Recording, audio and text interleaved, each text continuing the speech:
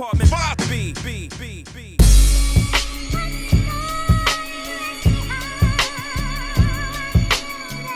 You're now tuned into the Apartment 5B podcast, where we chop it up about hip-hop, R&B, sports, love and life. Hosted by Kill.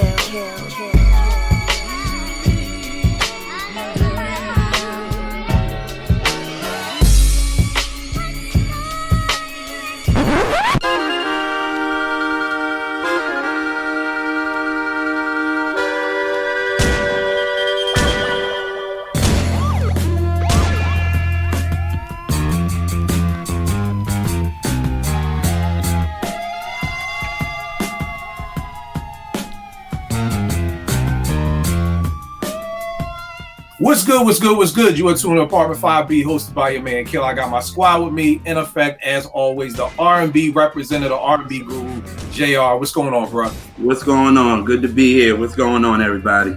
Everything is good. I got my man Rel out of Philadelphia. Sixers, the series tie. We going to ATL tomorrow.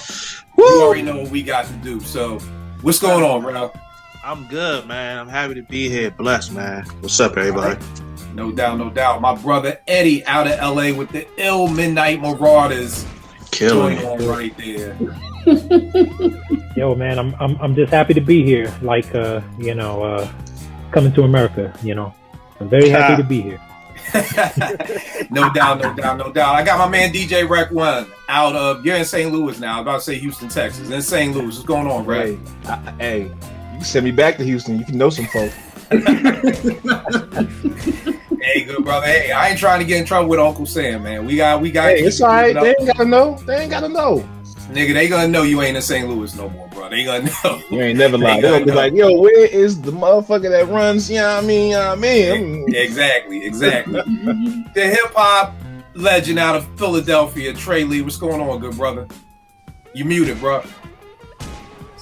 You muted. You mute. There we go. Sorry. There we go. I'm having a late dinner over here, so my apologies. And by the way, it's all good. Atlanta won't win another game, man. Ooh. Talk heavy. I love that. Talk heavy. We're going to the game tomorrow, so we had to have date night with wifey tonight. So you get it. Yo, for the first time chopping it up with us, I got my man Riley out of Toronto, accomplished hip hop artist, accomplished writer, XXL, hip hop, DX. He's currently working on his book. What is this? Boom Bap to Trap, a book on producers, is on the Kickstarter phase. So invite him on and chop it up with us to talk about the book. Riles, good looking for chopping it up with us tonight, bro. Appreciate you for having me, man. Appreciate you. Nah. Talk a little bit about the book. Before we get started, give us a little bit about the book you're working on. Yeah, absolutely. So it's called From Boom Bap to Trap. Something that always kind of bothers me is, there's a lot of books and kind of lists that go out, about producers and artists, but a lot of producers just never get the love they kind of deserve, you know what I'm saying? And as time goes on and on and on, it just gets farther away. So what we really wanted to do was put together a collection, not so much a list, right? Not so much a top 25 list to kind of argue, but just a reference guide of all these producers, As a parent myself, in recent years, like I'm really big on trying to teach my kids about hip hop, about the music I love. So I think it's kind of a shame that there's never kind of a tool that's put together that kind of helps people understand, where the producers fit in, the years they were popping, the songs that make sense, to kind of make it easy for younger listeners to kind of understand the history of hip hop. No doubt. So that's what we're trying to do right now. And I mean, we're talking to a lot of the legends, There's a lot of these producers that they don't have good bios, you know what I mean? They don't have content because no one's really pulling them over and talking to them. So obviously we're shining light on a lot of the big producers that, every producer that you think should be in this book is in this book. But then we have cats like Easy LP, you know what I mean? We have cats like Easy Mo B that people just chronically leave off of lists. So we're really trying to shine light on a lot of the underrepresented producers, you know what I mean? No doubt. Give them the Kickstarter. Give them all the info where they can support the joint too. Yeah, man. I made it really easy. So boombap2trap.com. So you just go there, you can support that, and let's bring this to life. You know what I'm saying? And just kind of help kind of immortalize a lot of these people that have, you know, made my life what it is. You know what I'm saying? And help make a lot of people's lives what they are. So. Definitely dope. Real quick before we get started, Apartment 5B is sponsored by What's the Scenario Game, one of the funnest games, hip-hop games you could play. Rel knows about it, JR knows about it, Eddie knows about it. JR still got the chip. How an R&B boy got the chip over all this hip-hop. Come on, don't do that. I'm just saying, that is kind of like back. Bruh, if I go on an R&B show and there's an R&B game show and I beat you and Elise, there's something wrong with that, bro. Like, you should win that. Okay. That's all I'm saying. Like, you literally came into the hip hop crew and walked out with the chip. Like, how's that possible? Like, twice. But so definitely check this out. SoWhatGames.com. Use promo code Apartment5B. You'll get free shipping. But best believe this game will, if it won't do nothing else, you will get into many arguments. Plural. Not just one argument. Yeah. Plural arguments. There was many times that I was like, nah, flag on the play. Nah, that ain't right. But to what we're chopping it up about tonight, what I want to do is a series on hip hop of the subgenres that are in hip hop. You know what I mean? Because right now we're at a point where if you say hip hop, somebody can hear 5 different things. I used to say the same thing with rock and roll. You say rock and roll to my mother, she's gonna say Chuck Berry. You say rock and roll to somebody else, they say Bon Jovi. You say rock and roll to somebody else, they'll say U2. Somebody else, Van Halen. That's how we got soft rock and heavy metal and the different genres. So the thing we're talking about today is a genre that I've always hated this name, gangsta rap. We're gonna be looking at everything gangsta rap. Portia and I just did Department 5B and Eddie was in there on Monday about positive songs in hip hop, or songs that make you feel good. And one of the things that came up was like kind of like once gangsta rap came on the scene, it's like a lot of that fun hip hop went out the window. You know, I always look at hip hop as pre Straight Outta Compton and post Straight Outta Compton. Pre Straight Outta Compton, you had Kwame, Dane, you had the Herb Love Bug crew, you had fun hip hop, mofos was dancing, touching legs and all kinds of shit. You go post Straight Outta Compton, people ain't dancing no more. People just mean mugging the camera.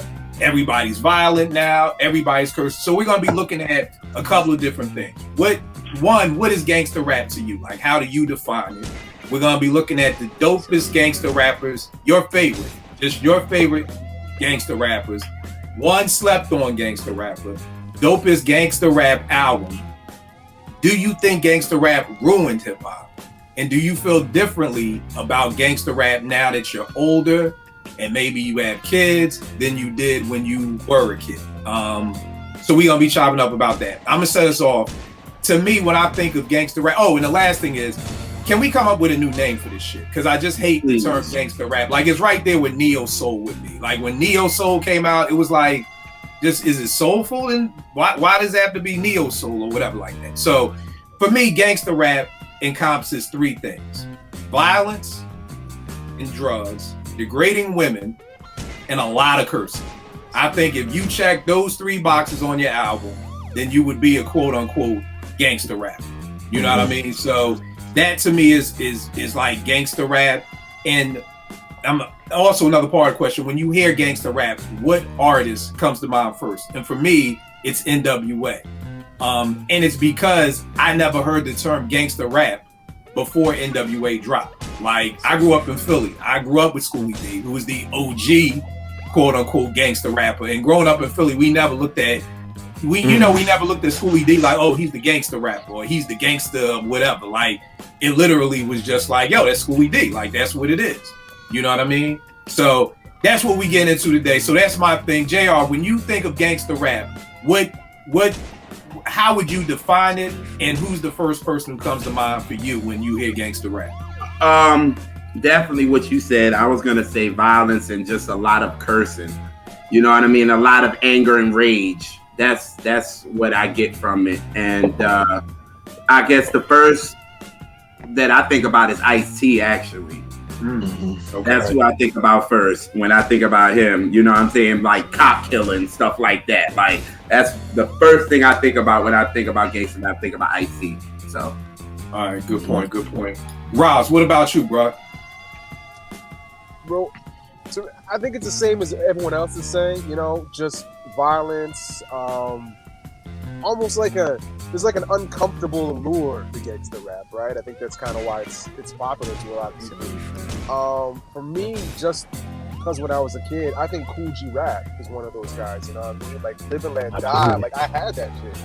And like that album was so violent that it was almost zany, like at points. Like he was just so insane. You know what I mean? It just kind of took, it made NWA almost kind of look, not soft, but I mean, like Great Train Robbery and stuff like that. So, right. I mean, it was like the kind of albums you gotta hide from your parents when you're a kid. You know what I mean? No doubt. Rel, what about you? How do you define gangster rap, and who's the first person who comes to mind for you? I kind of agree with everybody with the violence and the cursing, the subject matter that is uncomfortable at times, and the subject matter that is gloomy, not glamorous. You know what I'm saying? It's like some of the reality that some people actually live in. You know what I'm saying? Right. I think that's what it is, which is why I don't like the term gangster rap, to be honest with you. But that's how I would define it. For me, the first name that come to my mind is Ice-T, and it's because just thinking back when I was a kid, I remember Colors. I cannot remember the name of this song, but it was was it High Roller, the video? Where they had the cribs and all the cars and everything. Where he got bodied at the end. You know what I'm saying? And that video was like kind of memorable to me as a kid, because it kind of showed, like, you know what I'm saying, where you can end up. You know what I mean? Like, it wasn't just, yo, go shoot this motherfucker, get all this money, and then this is what can happen to you. You know what I'm saying? So right. I always, come back to that. Was the first thing I think about. And being from Philly, he credits Schoolie D for introducing him to gangster rap. Like, you know what I'm saying? PSK was where he got 6 in the morning from, you know what I'm saying? Right. But I had a family friend, she had a baby by him. So I used to see him a lot, and I didn't really think about him as a gangster rapper for some reason. I just didn't, you know what I'm saying? And just being in Philly, probably outside of Philly, they probably would look at it like that. So that's why he wouldn't come to my mind. It was more so Ice-T for me. All right, no doubt. Eddie, what about you? Yeah, same. I think, when I think of gangster rap, I'm thinking of the language used, the violence. Like Hill, you mentioned, often disrespectful to women, all that, and some, like, specifically on the West Coast side of it is, specific, like, gang activities, you know what I mean? And I think that part of it was really sparked on the West Coast, because I feel like that gang culture is really more of a West Coast thing traditionally. Right. But, like JR said and Rel said, the first artist that comes to my mind is Ice-T. Same with the Colors, which is, it doesn't get any more gangster rap than that. Breaking down the Colors, which obviously, has to do with the different gangs in LA and stuff. So, right, for sure. All right, Trey Lee, what's good with you, good brother? Oh man, interesting topic. Definitely the first cat that comes to mind. I think I'm the resident OG in here. Is definitely Schoolie D. You know what I mean? Because Schoolie was the first person that I heard talk that talk. Like, it may not have been gangbanging, you know what I mean? Because that's that wasn't the culture in Philly. When you start talking about drinking and getting high, and, you know what I mean? When you saying PSK, you talking Parkside Killer. You know what I'm saying? Like, he was the first that I heard use that kind of, you know what I'm saying, or have that kind of attitude on wax, you know what I'm saying? Because prior to him, when nobody talking that talk, you know what I'm saying? They were talking about how nice they was on the mic, you know what I'm saying? They was talking about, meeting women and having, stories about, a lot of storytelling. But it was never a street tale. Like, Schoolie was giving the street tales. Schoolie was giving us stuff that I actually saw with my own eyes. Like, damn, what he talking about is some real shit. You know what I'm saying? Right. So to me, he was the first to bring that about. You know what I mean? So when I think of, you know, my introduction to gangster rap before it was even titled gangster rap, it was just a cat from the hood talking that talk with Schoolie D. You know what I mean? Right. What about you, Rec One? For me, it's a little different, man. Around that age, I was still in New York. If I gotta say gangster rap, you know, I'm going with BDP, man. Wah da da day. Listen to my 9mm go bang. That shit was playing heavy. You knew what he was talking about. You know, I didn't catch the Schoolie D references or even Ice-T until I moved to Jersey. That was 88, 89. So I was 10, 11 years old, but I had caught the BDP wave early. And I knew exactly what was going on. So if we talking as far as the gunplay and just difference in what you talking about, I'm going with BDP. I heard that first. Nah, I feel you. It's funny because whenever we do shows like this, and I'm always researching something, you know, I went to Wikipedia, put in gangster rap, wanted to see their list of rappers.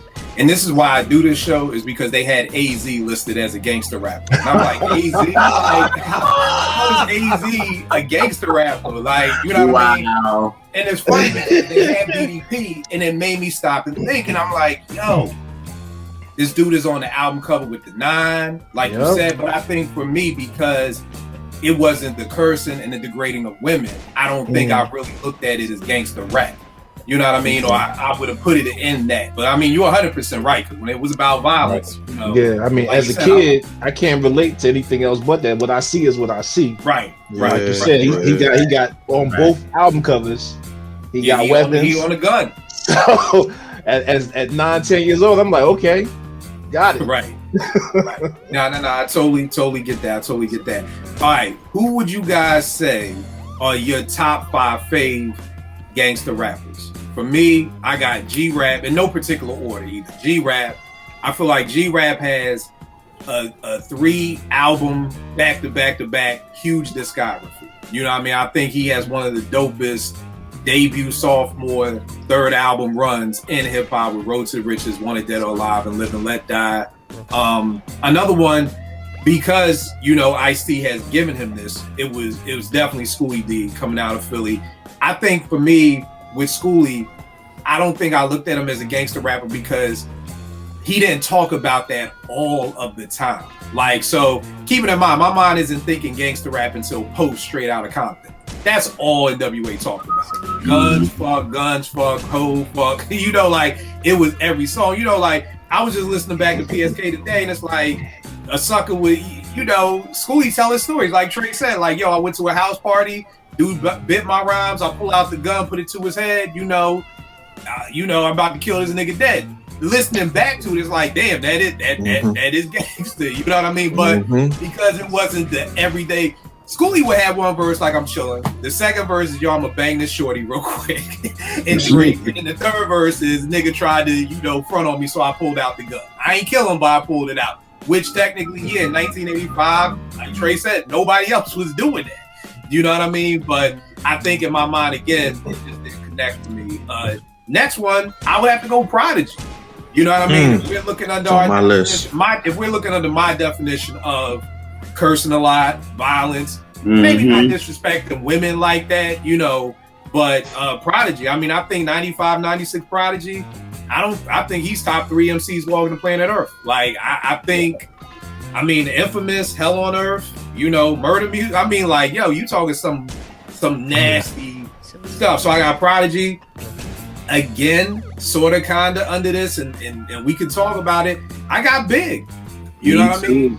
I got Big. You know, who I think is my favorite MC ever. I think he's the best MC ever. But again, and this to me is why, as people, we have to define what we're talking about. So then you can just see how stuff falls into those categories. You know, so like I said, if you talking about cursing, you talking about violence, again, I mean, I'm fucking you tonight. It's not, we all have a different level of degrading women. You know, I know women who didn't like that song because like, oh nigga, you fucking me tonight? Word? Like, so Big would fall in that for me. And then last but not least, the Broad Street Bully, Beans. I think Beans was, you know, again, just like with Prodigy, I think when Beans was at his top level, Beans would go bar to bar with Jay and got Jay a couple times, in my opinion. You know what I mean? So those are my top 5 fave gangster rappers. JR, what about you? Mine is, I said Big, I said Prodigy, I said Beans, I said Raekwon. Okay. And then I got Snoop. Okay. Those are I know my you got Snoop. Yeah. Doggy Style was your number 1 album listening to growing up. Yes, yeah, that and Chronic, yeah. So I knew you had that. What about you, Raleigh? You guys said a lot of my people. For me, Ice-T, Snoop, definitely Cool G Rap. A little more like recent, I would say Conway the Machine. Somebody that, you know what I'm saying? I would hear something like that. My last place, I'm gonna try to think of something different because y'all said all about one.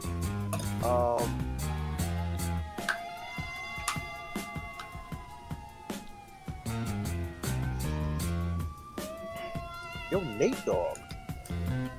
Okay. Nate Dogg was hard. Ooh. I ain't mad at that. That entire song. Yo, the reason why I'm laughing is because I was at a wedding and my homegirl told the DJ to throw on some West Coast music and he threw on like It Ain't No Fun. And it was like niggas be looking like that, yo, nigga, that's what you threw on? Like at a wedding, like people's parents and grandparents are here. And you like, you know what I mean? But when you think about it, Nate Dogg, I mean, you don't get much degrading than, you know, the shit that's going on in Ain't No Fun. Like, that's quintessential degrading women. Like, there you go. Point, I think that was it. You know what I'm saying? Yeah, I'm not mad at that. The entire storyline of Regulate. You know what I'm saying? You probably one of the first people to actually listen to that joint. Right, you know, because most people don't know what they saying, but yo, it's crazy. It's crazy. Eddie, what about you, bro? What you got? All right, I got like some of y'all said G Rap for sure, Prodigy. I'm going with Lil Fame from MOP.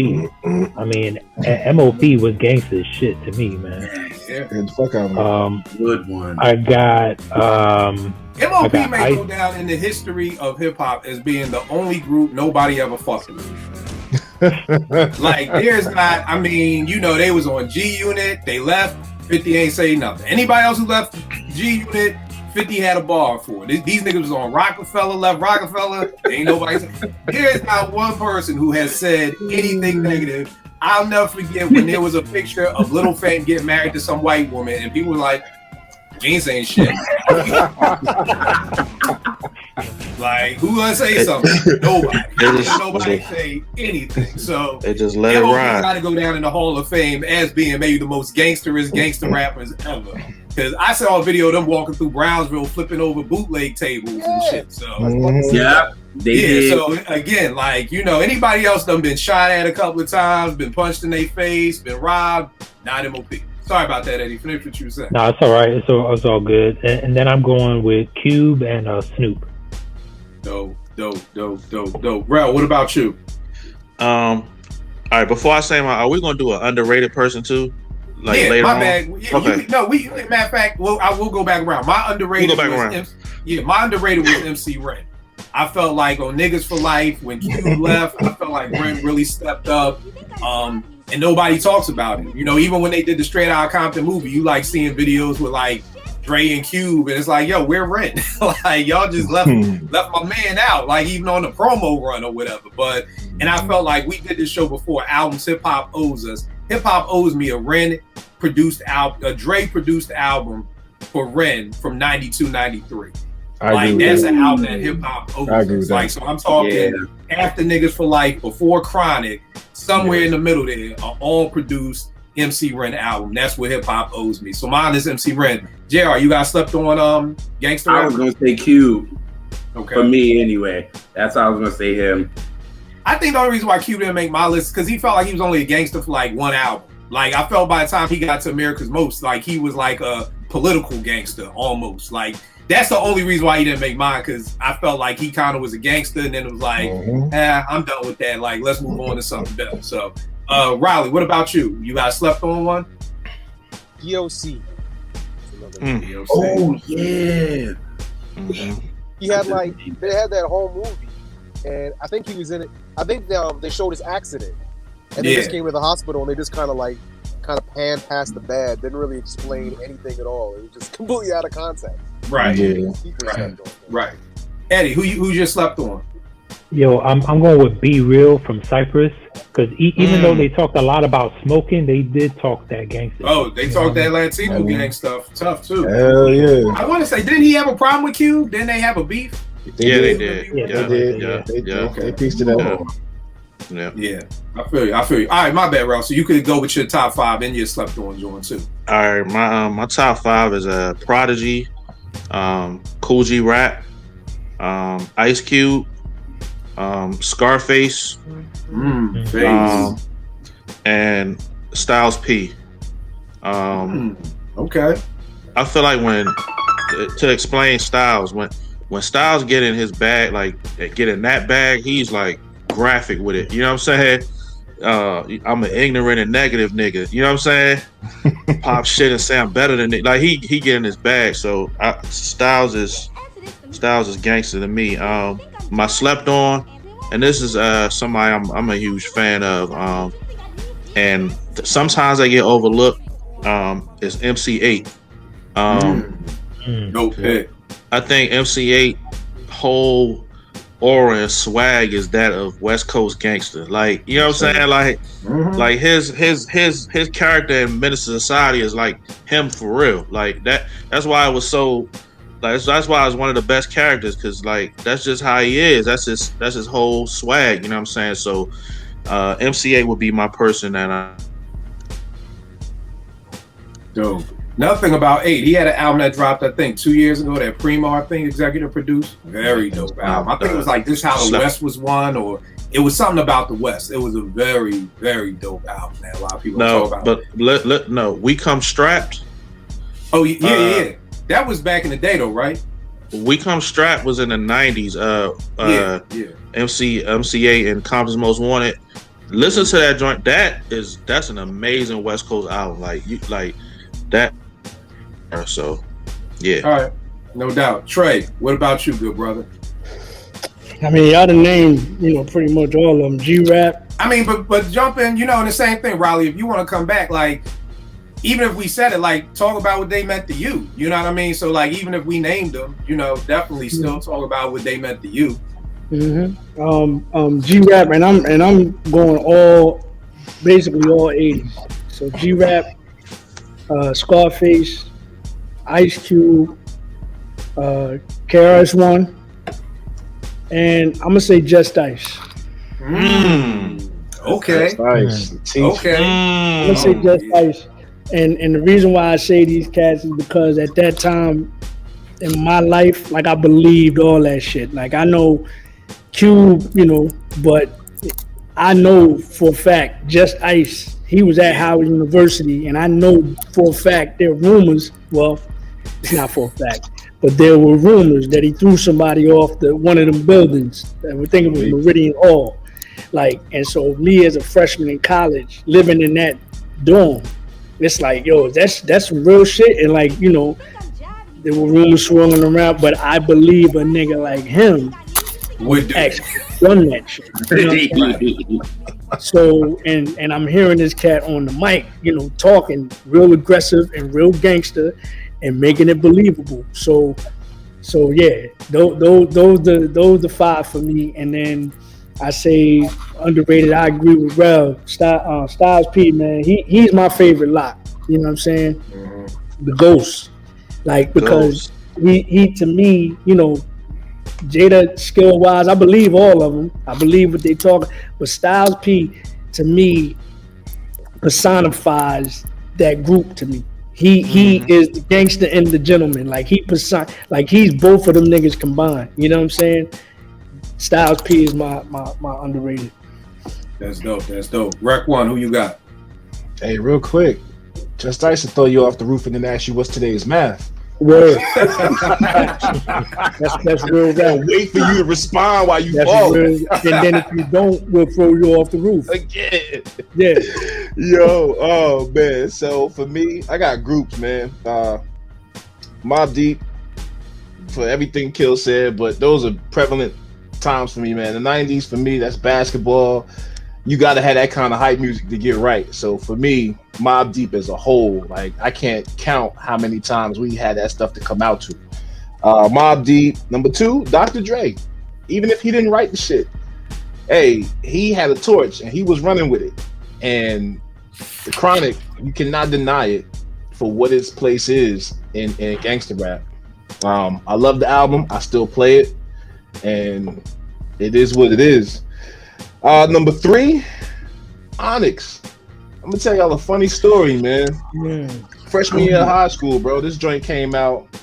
Yo, we had white boys on my AAU team cutting their hair bald to just fit in. The influence Based off of Onyx. Like, Wow. I wish I could find the pictures, bro. Like, it's a picture of us. We won the Mid-Atlantic Championship out in Jersey somewhere. And bro, half my team, with the exception of one Puerto Rican cat, got a straight baldy, bro. White boy got a bald, like 2 white boys got baldies. Not giving a fuck. Everybody else is black and Puerto Rican, but 2 white boys got a bald. If you talking about 93, 94 white boys, that's some influence, because that's if you was white with a bald head, you was in the KKK. So Correct. Correct. About that's some influence for white people to cut their hair. Nah, they straight up was like, yo, cut my shit to look like these cats. Can't make this shit up, man. Even when I was at Morgan, man, niggas got baldies. I was like, not me, nigga. I'm from Philly. That was back then. You always had a dark fade if you was from Philly. I ain't cut my hair, niggas, but had people on campus. Everybody. The influence was heavy, man. I remember walking on Jamaica Avenue the first time hearing "Throw Your Guns in the Air." I lost my fucking mind, man. I asked my mom, like, yo, I need that mixtape. Whatever that is, I need to buy that. Lost my mind, man. Number 4, Cool G Rap. When I heard Talk Like Sex, I was like, yo, what the I didn't even make the correlation that he had the same verse in the symphony. I just heard all this craziness, and I'm like you can listen to this? Like, this is Talk Like Sex was my that was my teaching method of sex right there. It's a prime example. If you don't talk to your kids about sex, they gonna learn it from Meg Thee Stallion, these other. All I'm gonna say is Cool G Rap opened my brain up to a whole bunch of shit, and I still ain't know what the fuck he was talking about. Yeah, let me tell you about how influential. Okay. My old barber was like, we was talking about G Rap. He was like, yo, I'm gonna keep it a buck with you, bro. I don't need pussy because G Rap said don't do that. Like, I'm dead ass. Like, that was the influence of hip hop. Wow. That, you know what I mean? That he was like, yo, bro, to this day I still don't need pussy because of that. Because G Rap said he don't do that shit. Wow. He must be single. Anyway, number 5, rest in peace, Sean P. The greatest rapper you know. Oh, I believe everything. When he changed his name to Sean P, he I don't care what he said. He ain't lying.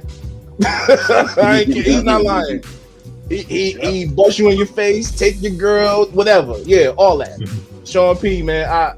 he's one of my favorites, man. I'm just mad that health-wise, he just didn't have it to continue on, man, because I think he was truly on the cusp of showing out, man. Like, I think it was really about to get stupid. So those are my 5, man. Is the crazy thing is, I don't know if he was about to get stupid. Like, I don't know if he was ever gonna, because like when you hear things like, yo, Big L was about to get on, you know, like getting signed to Rockefeller, I think P was just gonna be P, and that's why we love P. You know what I mean? I don't think he would have changed. I just think more people would have got to know who he was. And that would have, of course, he'd have taken advantage of it best he could, but I think he'd have still stayed the brokest rapper, you know, regardless of how many shows you did or whatever. I think he'd have kept that energy and just been him, you know? That last, I don't know if it was his last album that he recorded before he died or if it was posthumous, but that Imperious Rex. That Imperious Rex was crazy, man. That was so fast album.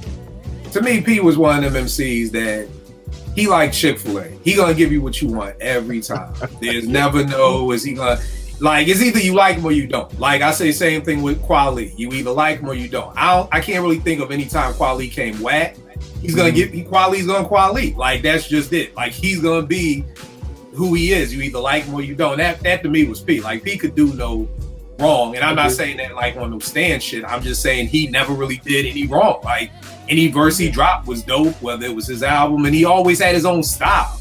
You know what I mean? Like, it wasn't no, like we say, no father to his style. Like, it's just, that was just P.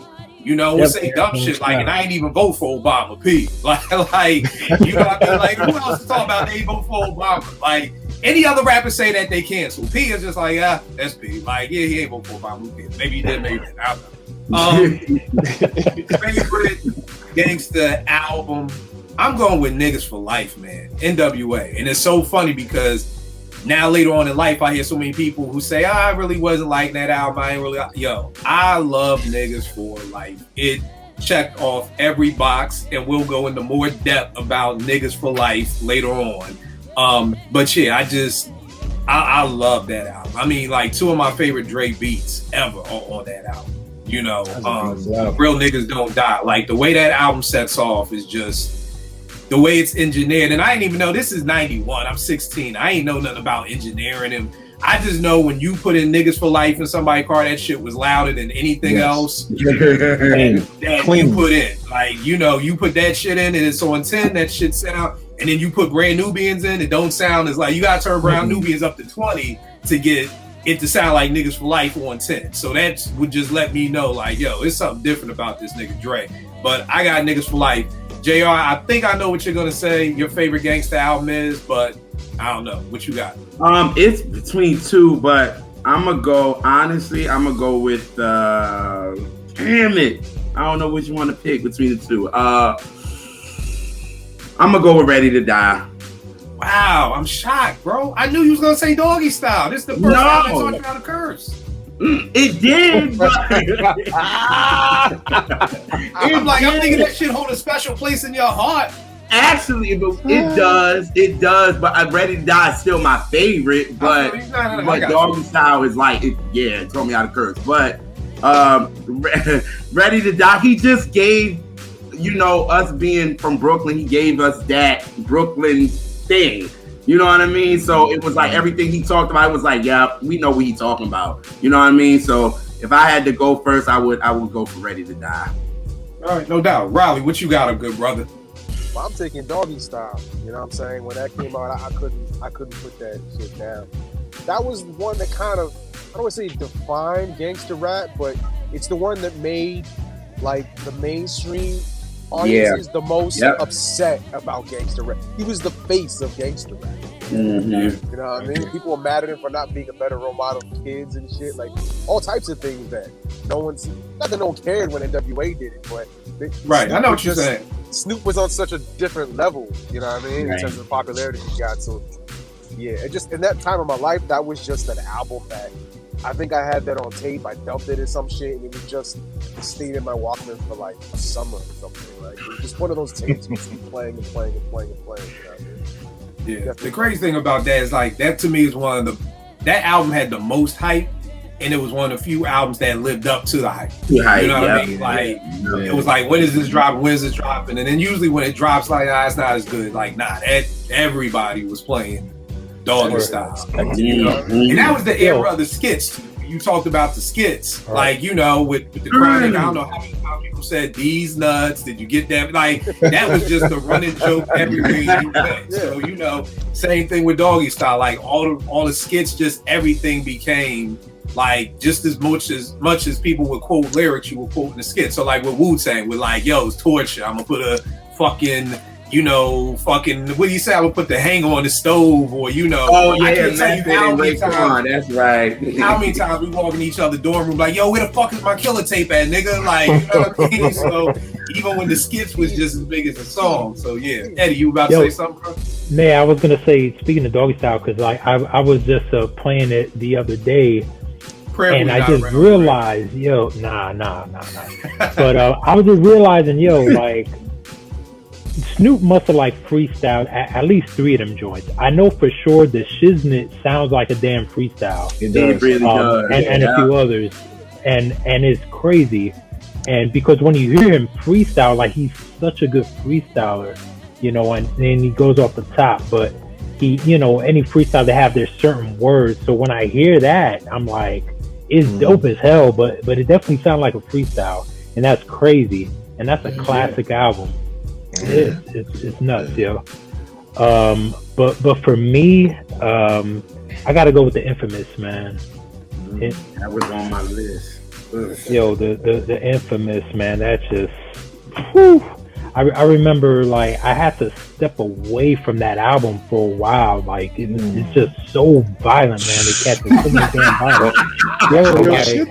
Don't get me started on that. I had to it's like you got to detox. I know exactly what you're talking about. Like, we rode from Morgan to Howard and back listening to that shit. I was like, yo, can we put ourselves like 100 niggas got killed? Like, you know, like too much shit like just happened. Like, we need a break for on the ride back. Like, so I totally understand what you mean, man. That was like East Coast hip hop violence on a whole nother level of violence, you know. It wasn't just I'ma fuck you up. It was like, nah, I killed you, you know. We killed your man and them. We went through Marcy, killed them too. We killed everybody, you know. Brad, what you got for yours, good brother? Before I say mine, let me piggyback on the Infamous real quick about such a bad influence that album had on me and my mans. We was in a group. Me and him rapping. Well, hold tight. Can we say that for a second? It's like, can we put? The only reason why I'm saying is because I want to talk about the influence. Okay. So my favorite is Ice Cube Death Certificate. It's classic to me, man, and it's just Steady Mobbin's on there, No Vaseline's on there, Bird in Hand is on there, Raw Nigga the Fuck was on there. True to the Game, like, yo, come on, man. Q was in his bag on that joint, man. That's just, you know, that's his best album to me. The album's damn near flawless to me, and it's gangsta rap personified, if we're gonna use that term, gangsta rap, which I don't like. So, but I think that's my favorite, man. I was going to do Scarface, Untouchable, but I'm gonna go with Cube, John. All right, no doubt. Trey Lee, what you got, good brother? Well, mine actually is the Infamous, but since he said the Infamous, I'm gonna go with the other Cube album, America's Most Wanted, because America's Most Wanted was the political gangster. You know what I'm saying? But he still was in the street too. You know what I mean? When you start talking about stories like Once Upon a Time in the Projects, and you get to the splits where the motherfucker was with a dude, you know, jack the nigga in the drive-thru McDonald's and shit like that. You know what I mean? That shit right there, I rewound that shit at least 20 times when I first. McDonald's is my spot, motherfucker. Jack the motherfucker in the Nissan truck, right in the drive-thru. Nigga, nigga in the car, nigga, get out.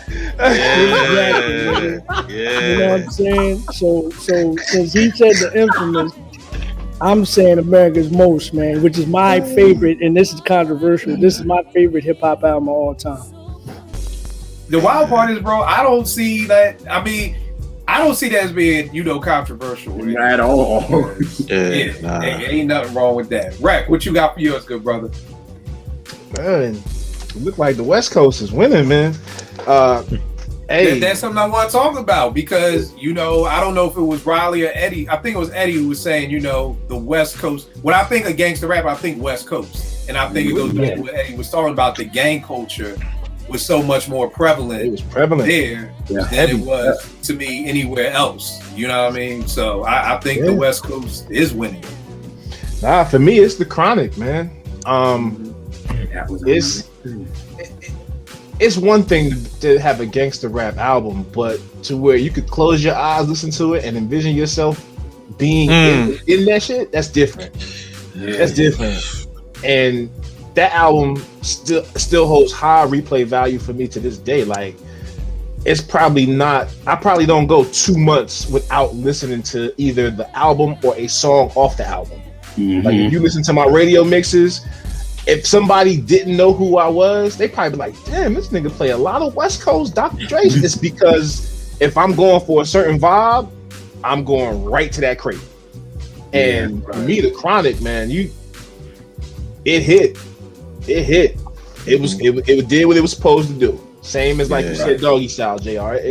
It was right there from a standpoint of the gangster rap with the skits and everyday life and everything else. So for me, my favorite gangster rap album is probably the Chronic. Why was that joint so clear and loud? The Chronic. It's like, because it sounds perfect, bro. It's Dre. How did he do that? That's what he does. How did he do that? Listen to 2001 and tell me it don't sound just as crispy and clean. You're right. But I think the crazy thing with Dre is that I interviewed Bilal once, and I was like, bro, you're one of the few people who can say you work with maybe the three ghosts. You work with Primo, you work with Dilla, you work with Dre. What separates each one of those? And when he got to Dre, he was saying his sounds, his ear. He was like, so when Dre came out with headphones, I understood that. He said, yo, Dre walked into a studio session with like a briefcase, like a damn CIA dude, like fucking handcuffed to his hand, and it was just hard drives with just sounds on it. You know what I mean? So, and the crazy thing is, I didn't know this until they did this documentary HBO did, or somebody did on Dre. Dre mixed all that before they even got the deal. That's pre anything. So this isn't even, and that's what blew Jimmy Iovine away. Like, yo, how does this sound so good? And you know, this was done at your crib or whatever. So Dre is just that dude when it comes to that. Like, you know, it's just he's an alien when it comes to that shit. But yeah, and it's all that same shit I said with Niggas for Life. Like it's larger than anything. That shit else. Is big. I noticed that too. It's old school, but back in the day when you had 60 CD disc changers and the disc would just go to the next one, I was at my man crib and it went from like low end to Niggas for Life and the Chronic, and shit just got louder. Like niggas like, yo, who turned it up? Nobody turned it up. That shit is just louder than with everything else. And it's the key of being a dope engineer is to make it louder, but it's not distorted. You know what I mean? So it's louder, but it's cleaner and it's louder. Tell me this, y'all. Do you think gangsta rap ruined hip hop? For me, I always loved this Jay-Z quote. Scarface the movie did more than Scarface the rapper to me. And the reason why I always loved that quote is just the fact that you can have different kind of movies and nobody says anything. You know what I mean? And when we had different kinds of hip hop, I thought it was beautiful. I thought it was dope that I could listen to Salt and Pepper. And then if I got a little tired of that, I could turn on NWA. And then I got tired of that, I could turn on EPMD. And then if I got tired of that, I don't think gangsta rap killed hip hop or ruined hip hop. I think the industry then making everybody want to become a gangsta rapper. Like, this is what we're signing. So if you want to get signed, be a gangsta rapper. But I don't think it was gangsta rap because when Straight Outta Compton, there were hip hop shows, and Trey knows this. You would have a hip hop show with NWA, Eazy-E, Too Short, Kid and Play, Jazzy Jeff and the Fresh Prince, and Big Daddy Kane. Like, and they all had love for each other. It was like, yo, I love what you do. Nah, nigga, I love what you do. And so it was room for all of that. But when you just have an overabundance of just everybody, it's the same thing I'm doing with this whole drumless hip hop campaign. It's like, there's nothing wrong with just rhyming over a loop. But when every single person is just rhyming over a loop, that's what gets redundant about it, you know? And people are like, oh, but West Side Gun and them, they sound great over it. Yeah, nigga, does everybody in the NBA need to take the same shots that Dame, Steph, and Trey take? No. No, everybody does not need to shoot from the goddamn logo. Certain people can do it. Rock Marcy can do that. Everybody can't do that. So I don't think gangsta rap ruined hip hop. I think the industry pushing gangsta rap on us is what ruined. If anything did ruin hip hop, I think it's that. JR, what about you? I agree with that. I think that once Doggy Style sold so well, the industry changed. It was like, we want this. We want everybody to do this. This is what's gonna sell. This is what, and it became so, because it, you know, on the R&B side, it hurt. It kind of not hurt us, but it made now R&B had to be a little harder. You know what I mean? Because before then you had, you know, everybody was rocking with Bobby. Bobby was wearing a suit, but he was still that dude. You know what I'm saying? Dancing and all that. But once, you know, really gangster rap, which I hate that word, because on Unsung, they always say gangster rap came in and messed up everything. But when Snoop became that, then it was like the Chronic came out, R&B had to change. Y'all started seeing Jodeci dressing like rappers. You started seeing Mary dressing like one. You started seeing SWV dressing like one. It changed because before then you had like Luther and all them. They was the suit wearing dudes just singing and nobody cared. But once, you know, the Chronic blew up, it was like, uh-oh, there's a change happening here. And it was like, it changed everything. So it's not like it ruined it. It's like mainstream got on it and that's all they wanted. You know what I mean? And if you wasn't like that, you didn't get no burn for real. So I don't think it ruined it. I just think the industry ruined it because like you said, it was no more. It was like you said, you can listen to Salt and Pepper, you can listen to this, you can listen. Now it's all we want Snoop, we want this, we want that. And that the industry kind of ruined it, not just the rap alone. And the crazy thing is, bro, is even before Snoop, to me, it was Straight Outta Compton because that was the first thing that really went platinum. And that's when record labels said, now we can sell records. Now we kind of got this. Because people don't realize in the 80s, record people didn't know what to do with hip hop. That's why we got such great hip hop because it was just like, go do what y'all want to do. Right. You know what I mean? Nobody going to tell you nothing. Just do whatever you want to do. But then after that, and then that parental advisory sticker. Prior to NWA, if you got that sticker, that was a death blow. The last thing you wanted, parental advisory sticker on your cup. You know, ain't no kids gonna buy it, ain't nobody gonna buy it. But then after NWA came, that's why it's always pre and post Straight Outta Compton for me. Post Straight Outta Compton, you wanted that. That was the new thing because now was kids were like, oh, if I see that sticker, I'm gonna buy it just to be defiant to my parents. So now you went from not wanting the sticker to wanting the sticker. So you went from no cursing to all this cursing. All the cursing. Just crazy how the game is. Riley, what about you? Do you think gangsta rap ruined hip hop? I don't. It might have sucked the fun out of the room a little bit. You know what I mean? But I don't know if it necessarily ruined hip hop. Just I think you're right. As soon as the industry kind of came in and made everybody that wasn't gangster all of a sudden hard, people were just being hard just to be hard. You know what I'm saying? It almost made like not so much an authenticity issue, but you're saying like someone like Just Ice. You know what I'm saying? You felt it. You know that's how he was. You know what I mean? That's how Sean P was. There's a lot of cats that weren't like that. They just, that's literally, it is what who it they is. are. Yeah. So, Bumpy Knuckles is one of them dudes. Like that's just definitely. Freddie Fox, yeah, he will really do some of that stuff to you. He will really hurt you for real. Yeah, he will. Yes, sir. So like Riley said, you got the cats who was already like that. The industry didn't have to tell them to be like that. I tell people all the time, go look up the new style, Naughty by Nature, before they became Naughty by Nature. Them niggas had on suits and they look like Dre and the World Class Wrecking Crew, and then they get signed and now you shirt off, chain around the neck, and a machete. Like, again, I don't know what happened. I don't know. Maybe that shit went out of style. The time changed. Maybe Tommy Boy said the time changed. Because that was 89. Everybody's walking around with the African medallions. They ain't come out till 91. And the shift was done. The shift was done. He's walking around cornrows, a fucking dog chain around his neck, and no shirt, and Templo Timbs on. Yeah, like it was over. But it shifted so quickly. Like that's 2 years. 2 years. I think.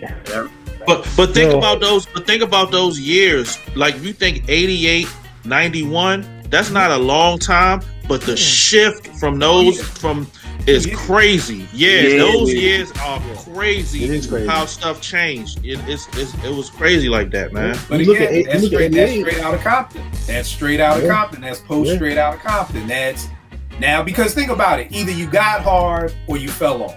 The only reason why Kid and Play stayed around was because of House Party. House Party, Yes, sir. Yes, sir. Kwame was done. Dana Dane was done. Like Riley said, it sucked all the fun out the room. It was the fun police. Like, it was no more fun in hip hop.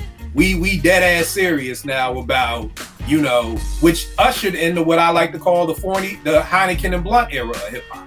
You know what I mean? Which we're gonna talk about that too, because like you said, 2 years don't mean a lot, but it does. And this is what I tell people on Twitter. People like, Killer, I'm your age. How old are you? I'm 43. Nigga, you ain't my age. I'm 47. No. You know what I mean? You're not my age. You know, I was a senior in high school, my nigga. You was in 8th grade. We were not, you are not my age. People just and think that's a difference. It's a big difference. It's a difference, man, because your age when certain stuff was out, like me and you said 47? I'm 47. Right. So if you look at it, me and you, 8 years apart. That is when certain things was out. You were in high school and I wasn't. So, you know what I'm saying? You were getting and understanding different things, and I wasn't. You know what I'm saying? So 43 and 40, even 43 and 47. It sounds like not that much, but it's a lot. It's a big difference of when you came out. Because once you're old, now we're all married or we got kids and we go to work every day. And I sometimes forget, like I got friends who are 33.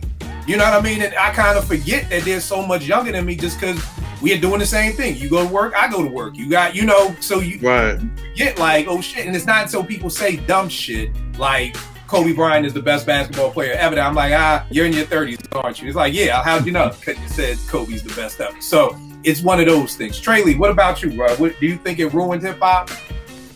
Nah, I don't think the music itself ruined it. I think like you said, it's the promotion. The heavy promotion, the lopsided, one-sided promotion. What the industry, you know, it became I'm not gonna say the gold standard because that's not the term that I want to use, but it's the lopsided promotion of it. Like, this is what you have to do to be successful. You know what I'm saying? Not the music itself. You know what I mean? Because, you know, people free to talk about whatever they want to talk about. But when you start measuring success in this industry based off of gangster rap and the persona and how you talk, then that was the issue, not the music. Yeah. Right. Eddie, what about you?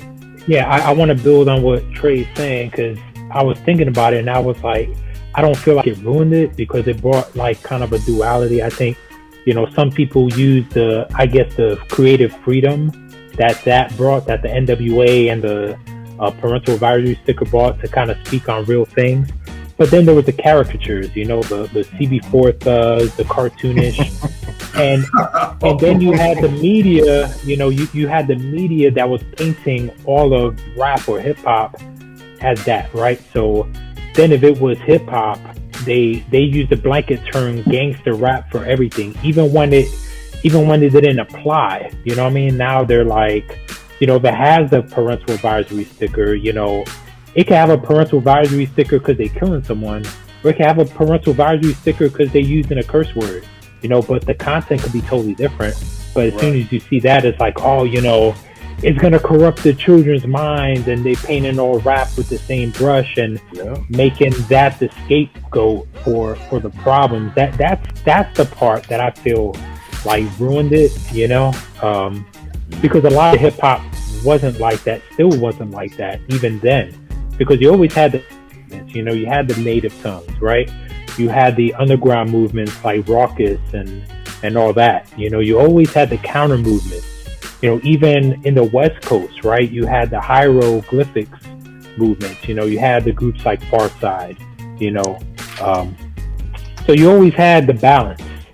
But according to media, it was all gangster. Well, I wonder if is it the media or is it the record sales? Because I agree with you. I agree with everything you said, that there was the balance, but Tribe wasn't moving units like Snoop.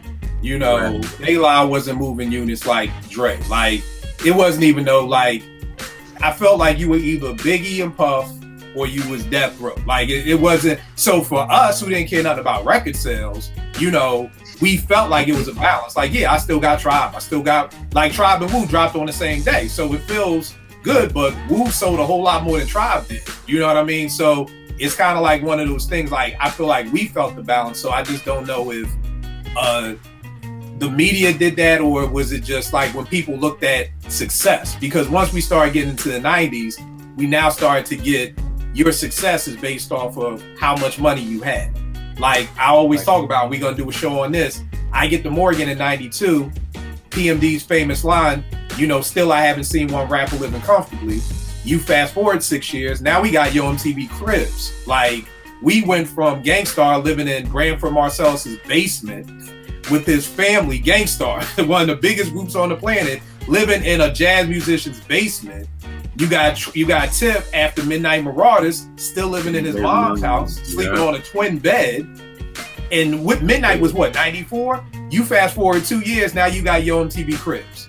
So I feel like the 90s also started to become like, if you want to be successful, then you have to start making this kind of music, because I'm sure Dre wasn't sleeping on his little brother's twin bed, you know, when the Chronic and Doggy Style is out. I'm sure he had a nice crib, or Snoop and things like that. So I'm not disagreeing with you. I just think that the bigger picture was just like, yeah, we still had the Tribes and De La's and all that, but they just weren't quote unquote successful. I think we didn't care about success. Success for us was as the album did. You know what I mean? And trust, believe it, the labels were loving it, right? Because you getting that much attention, you know, whether it's considered positive or negative. Like, guess what? All the kids who they're saying shouldn't listen to it, they're all getting it or getting someone to buy it, you know, or whatnot. Like, it's going through the roof. You know, people want to see what all the hype is about. You know what I mean? The record was almost just like how you went to the corner store and you got the old head to get you a 40. It was like, yo, who can buy me this album? like who can buy me this album? Because they won't sell it to you. And then on top of that was you know, and I hate to say it, but the white kids that never lived a life, and they want to know what it's all about. You know what I mean? Or they want to feel like a part of that. You know? Right. Trey, what about you? You're muted. Oh yeah, as far as what I thought I answered the. Oh, my bad, bro. Did I go to you? I know I skipped. All right, bro. What do you think? What you were just saying kind of making me think a little different about what I was going to say, but I'm gonna go ahead and say it. I feel like what ruined it is like people that's not of the culture, not of the essence, becoming decision makers. Decision makers and becoming important and becoming people that influence what's popular and what's cool and what's getting put out there. And I might have two examples of kind of that, but I just think that was it. Like, you know, people that's not, you know, not of the essence of what hip hop is as a whole, making decisions suitable, what should be getting played and what's cool, you know what I'm saying? And it's kind of like a slap in the face. The whole gangster rap label came from people that ain't even of the culture, you know what I'm saying? So that's why I don't like the label, you know what I mean? And so I got two examples in two different time frames, but the first example for me is Boss. Remember Boss, the girl, right? Yeah, she's on my list. Right, Deeper, right? Fire, the song fire, but then you find out Boss was like going to Catholic school, and she wasn't even like, she was kind of like manufactured, you know what I'm saying? And it was like that's the stuff they was doing. And then I'm gonna go a little later on to an album that I really love that came out in a time that was difficult for this album to get the love that it should have got, and that's Stakes is High, De La Soul. Remember the time frame when Stakes is High came out? That wasn't what people wanted to hear, and I remember I was playing that album a lot, and my friends was like, ain't nobody trying to, you know what I'm saying? And that album is, it's just the timing, and it's like, it's kind of like discouraging that something so fire can get looked at in an inferior way just because it's not gangster and it's not what everybody's doing, you know what I'm saying? Rel, if you live long enough, you'll see it happening again. That's the same thing that's happening right now. Hello. Yeah. But yo, to Rel's point, like with other artists addressing it, like Stakes is High, I think of the song, how they're kind of addressing, you know, everything that's wrong with hip hop. I always think of that skit on the Black Sheep album, like, I had a dream I was hard, you know, like making fun of the caricature that all that gangster rap had become, you know. I think they nailed it with that one, you know. And I think the other problem with Master Stakes is Ace high. Slaughterhouse is another example. No, I'm sorry. What were you saying, Riley? It's a Master Ace Slaughterhouse is another example, right? Mhm. Super extreme character of like it's just making fun of the whole thing. A lot of it, I think, comes down to it just became a commodity, right?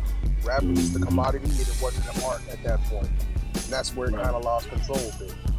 Yeah, because the whole Stakes is High piece to me it wasn't necessarily gangster. It was now we were in the get money time. So this is where there was a huge split in hip hop, because it was really, to me, it was a huge split in hip hop when Jay's Hard Knock Life album came out, because that was the first time I can remember people being at Morgan and all us hip hop heads were split. Half of us was like, this shit is whack. The other half loved it. Because half of us was like, yo, these Swiss beats is whack. There's these noises and you know, Roots. Me and Bezo was like, yo, this shit is whack. And Roots was like, nah, this shit is ingenious. This is the next shit. Y'all niggas is sleeping. And that's when the split came. So you got a lot of people who are on both sides of the fence. You have so many people I know. Vegas said that I don't know if let me not put words in his mouth. I think he said he didn't either listen or didn't like the Stakes is High album because it was this split. But then you also have people who was on De La's side who didn't listen to none of the Bad Boy stuff. You know what I mean? So that's where you kind of had that split down the middle of. I know people who hated that J. Rue second album because it was like you're playing yourself. Like it was J. Rue and De La against the whole fucking industry. You know what I mean? And it was like, you know, you just mad. What Foxy say? I'm not even gonna respond because you a broke nigga. Like that was like from when he dissed her on One Day. It was like, I'm not. This now we getting the rap battles. I'm not gonna say nothing because nigga, you broke. You know what I mean? So that's a shift too of things. Rap. What about you? Do you think it ruined hip hop? I don't think it ruined hip hop, but I think that, like Rel was saying, it gave way to the openings to where it could. You figure NWA getting their information, getting hit up by the White House by what they were talking about, Snoop catching the murder case and the media that it ran with, and then Tupac from 91 till his death. Like all those things are key components of exactly what Rel was talking about, and why you got C. Dolores Tucker running around with a steamboat John trying to crush everybody's CDs and not even saying, you know what, let me get with Minister Farrakhan, let me sit down with these black men and women, let me talk to them, let me figure this thing out. It's a ploy. It had nothing to do with the culture. They didn't care about that. They looked at it and ran on it. So I don't think it killed it, but it gave way to where you could blame it. We could have this discussion. Right. You know what I'm saying? Like it's like Trey said, like the culture's gonna go that way. It's not gangster rap, it's real. It's shit that happens every day. But they found a way to where they could make money off of it and split us all down the middle and say, nah, this is not, we want it to be like this. You know what I'm saying? And the other hard part too is when, because I used to always say, to me, gangster rap to me was reality rap. You know what I mean? But the problem is now that the industry has it, it's no longer reality rap because people are rapping about stuff that's not their reality. You know what I mean? Like maybe this was Schoolie D's reality. After seeing Straight Outta Compton, I never really knew that Eazy-E was really in the streets like that. I heard stories, but so again, for some of these people, it was their reality. But now we can't call reality rap now because, like you said, you got boss who go to Catholic school talking about X, Y, and Z. You know what I mean? So now we can't even tag it reality rap because it's not reality rap anymore. You know what I mean? Which is crazy. Yeah. But that's a the question difference. real quick. That's the difference. I want to pose this question for the panel. Would you consider Good Kid, Mad City to be a gangster rap album? I don't, because to me, Kendrick falls in the category of a Nas. Like to me, Nas is the gangster rapper. Nas is like the dude who sees stuff, and he's like a street reporter. You know what I mean? So I feel like Kendrick's album, we were just talking about this on maybe the last show, about how to me Kendrick's rap album was just like a day in the life of a young black teenager. You know what I mean? Right. That's one of the reasons I love it so much.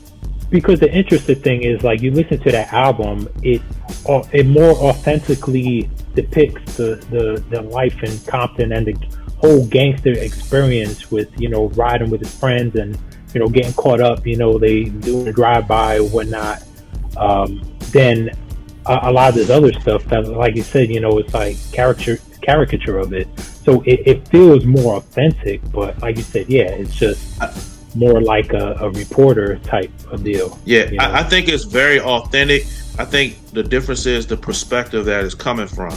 It's coming from the perspective of something that can happen to anybody growing up in that environment and just being around your friends. You can get caught up, and that, I think that is more reality rap than what some of these other people are doing now, because that the stuff that happened throughout that day, like all of us coming up, we recall days where stuff just got you hanging out with your friends and it turned into something a whole, you know what I mean? So I don't think that album is necessarily gangster rap, and I do agree. It's like he is like Nas. He's like an observer, and observing your surroundings, and putting it into song, and you can kind of visualize it. Like you can visualize all that stuff from Good Kid, Mad City. You know what I'm saying? So that's how I look at it. So, all right, let me ask you this. Do you feel differently about gangster rap now that we're adults, now that some of us have children, than we did when it first came up? And for me, I definitely feel different. I got two examples. Albert Einstein, Prodigy, and Alchemist album. I'm taking Nate to daycare. I'm like, I can't wait. Y'all know I love Alchemist. I can't wait to hear this. I just dropped my daughter off at daycare. I get in the car, pop that in. I'm listening, and he's in this song. He's talking about, there go the nigga we got to go kill. But he just picked up his daughter from school. Fuck it. I'm still gonna kill him in front of her. She need to learn life is hard or whatever like that. I literally popped the CD out and threw the shit out the window. Like on some old Cleo from Set It Off. Like, I literally just dropped my daughter off at school, and now you're telling me you're about to go kill a nigga who just picked up his daughter from school in front of me. I was like, I'm good on that. And the second one was, like I said, I love niggas for life. So I'm listening to niggas for life. And I don't know how. I don't know. I know where you're going with this. I know where you're going. Because I don't know if I fast forwarded these songs when I was a kid, but literally songs 1 through 9 is just violence and rap. Just niggas. Song 10 through 15, these niggas took a fucking break and were like, we are going to degrade every black woman on the face of the earth. It started with one talk to kill a hooker. Then it went into one less bitch. Then it went into find them, fuck them, and flee. Then it went into she swallowed it. Then it went into I'd rather fuck you. I ain't gonna hold y'all. She swallowed it and I'd rather fuck you was my shit. Like, I remember those. But listening back to this album, I literally don't remember to kill a hooker, one less bitch, or find them, fuck them, flee. So all I can assume is that I didn't like the beats or something, because I literally don't even remember these songs. But listening back to this today, I'm just like, you know what? I ain't mad at See the Lord stuff. I'm not mad. Because if I came home and caught my 15-year-old and 16-year-old son and daughter listening to Kill a Hooker, One Less Bitch, Find a Fucking Flea, She Swallowed It, I'd Rather Fuck You, we throwing this CD out too. Because, or here's the problem, here's the better problem, and I don't know if our parents knew to do this. Let's talk about this. Let's talk about why you're listening. That's where I'm going with mine. Let's talk about, I know that wasn't gonna be my parents. My parents weren't gonna be like, okay, he's listening to it. I feel like our generation of parents are doing that now because we grew up on that. So it's like, you know what? This is a good opportunity. Let me not just throw this Meg Thee Stallion out the window. Meg, come here. Let's sit down and let's talk about this. But I don't feel like our parents were doing that. And Rec, you made a good point.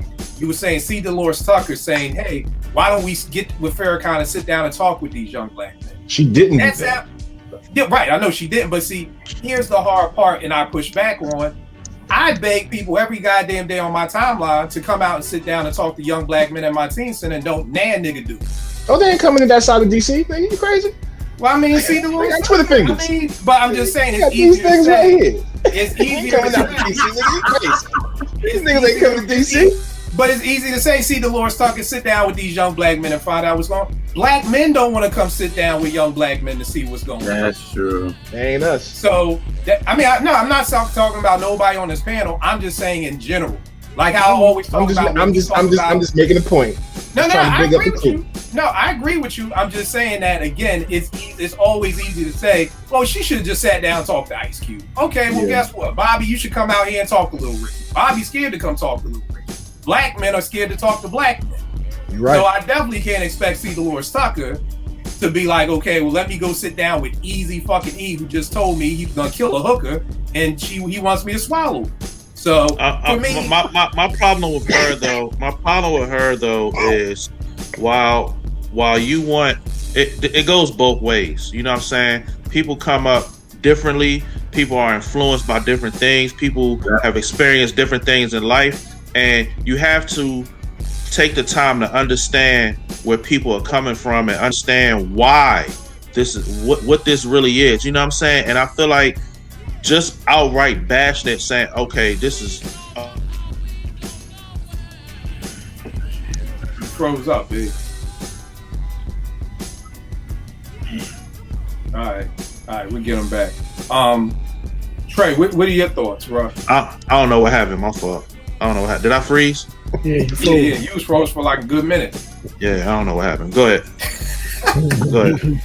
I was still talking, and but I think what you were going with saying, and I agree with you on this. I feel like she was throwing the whole culture away. Is that what you were going? Yeah, okay. and it was like, she was just lumping everything and just I totally agree with you on that. You know what I'm saying? So that was my issue with her. Great point. You know what I'm saying? Agree with you on that. Totally agree with you on that. Trey, what are you gonna say, bro? Nah, I mean, I personally don't listen to none of that shit no more. Because, I mean, listen to the music that's out now. It's really a derivative of that shit there. All of it, though. It's a derivative of it, and it's on crack. It's like what we listen to on speed crack, like on Reagan 84 crack. But it's all of it. Like before, you know, it was some of that shit. And then but now it's all of that shit. Every song. That's exactly right. It's not even hot if you don't curse in the shit. You know what I'm saying? If you don't curse, I've heard people tell me, yo, you ain't cursing in there? Oh, I don't know about that. Like, that's a bad fucking thing? Are you kidding me? Like, I don't listen to none of that. And even though I've actually asked, like, you ain't cursing? I'm bugged, for real. No, listen. First thing they say, yo, I need the clean and the dirty, right? I mean, I need a clean. I said, well, the whole shit is clean. Yeah. Or you don't got a dirty version? Wow. Like, no, it's just one fucking. It's just one. What do you want? Like, I'm not. You sure you don't have a dirt? Like, get the fuck out of here. I'm not. Come on, man. I'm not playing them games with you. You know what I'm saying? But that's the psyche of motherfuckers nowadays, man. So even with the shit that I grew up on, man, I can't, especially when it's over, like when it's excessive like that. You know what I'm saying? Except for maybe, but even with G-Rap, he didn't even curse that much, like you said. Kill, like in the beginning. The whole first album was clean. Yeah. Exactly. But I can't, man. It's just like my ears have took my taste and my palate has totally changed, you know, with a 6 and a 4-year-old. Like, I can't, you know what I'm saying? Like, as soon as that, like, my ears are just that sensitive. As soon as I start hearing shit, I just start turning shit down immediately. But then even when I'm by myself, I can't even appreciate it. You know what I'm saying? It's like, nigga, I done been seen, done all of that shit you talking about, man. I've been done with that shit. So, you know, it's really, it's an age thing, it's a maturity thing, it's where you are in your life type shit. So even with the old shit that I love, I can't even listen to that shit. I can't. Yep. I feel you. Riley, what about you, good brother? I 100% agree.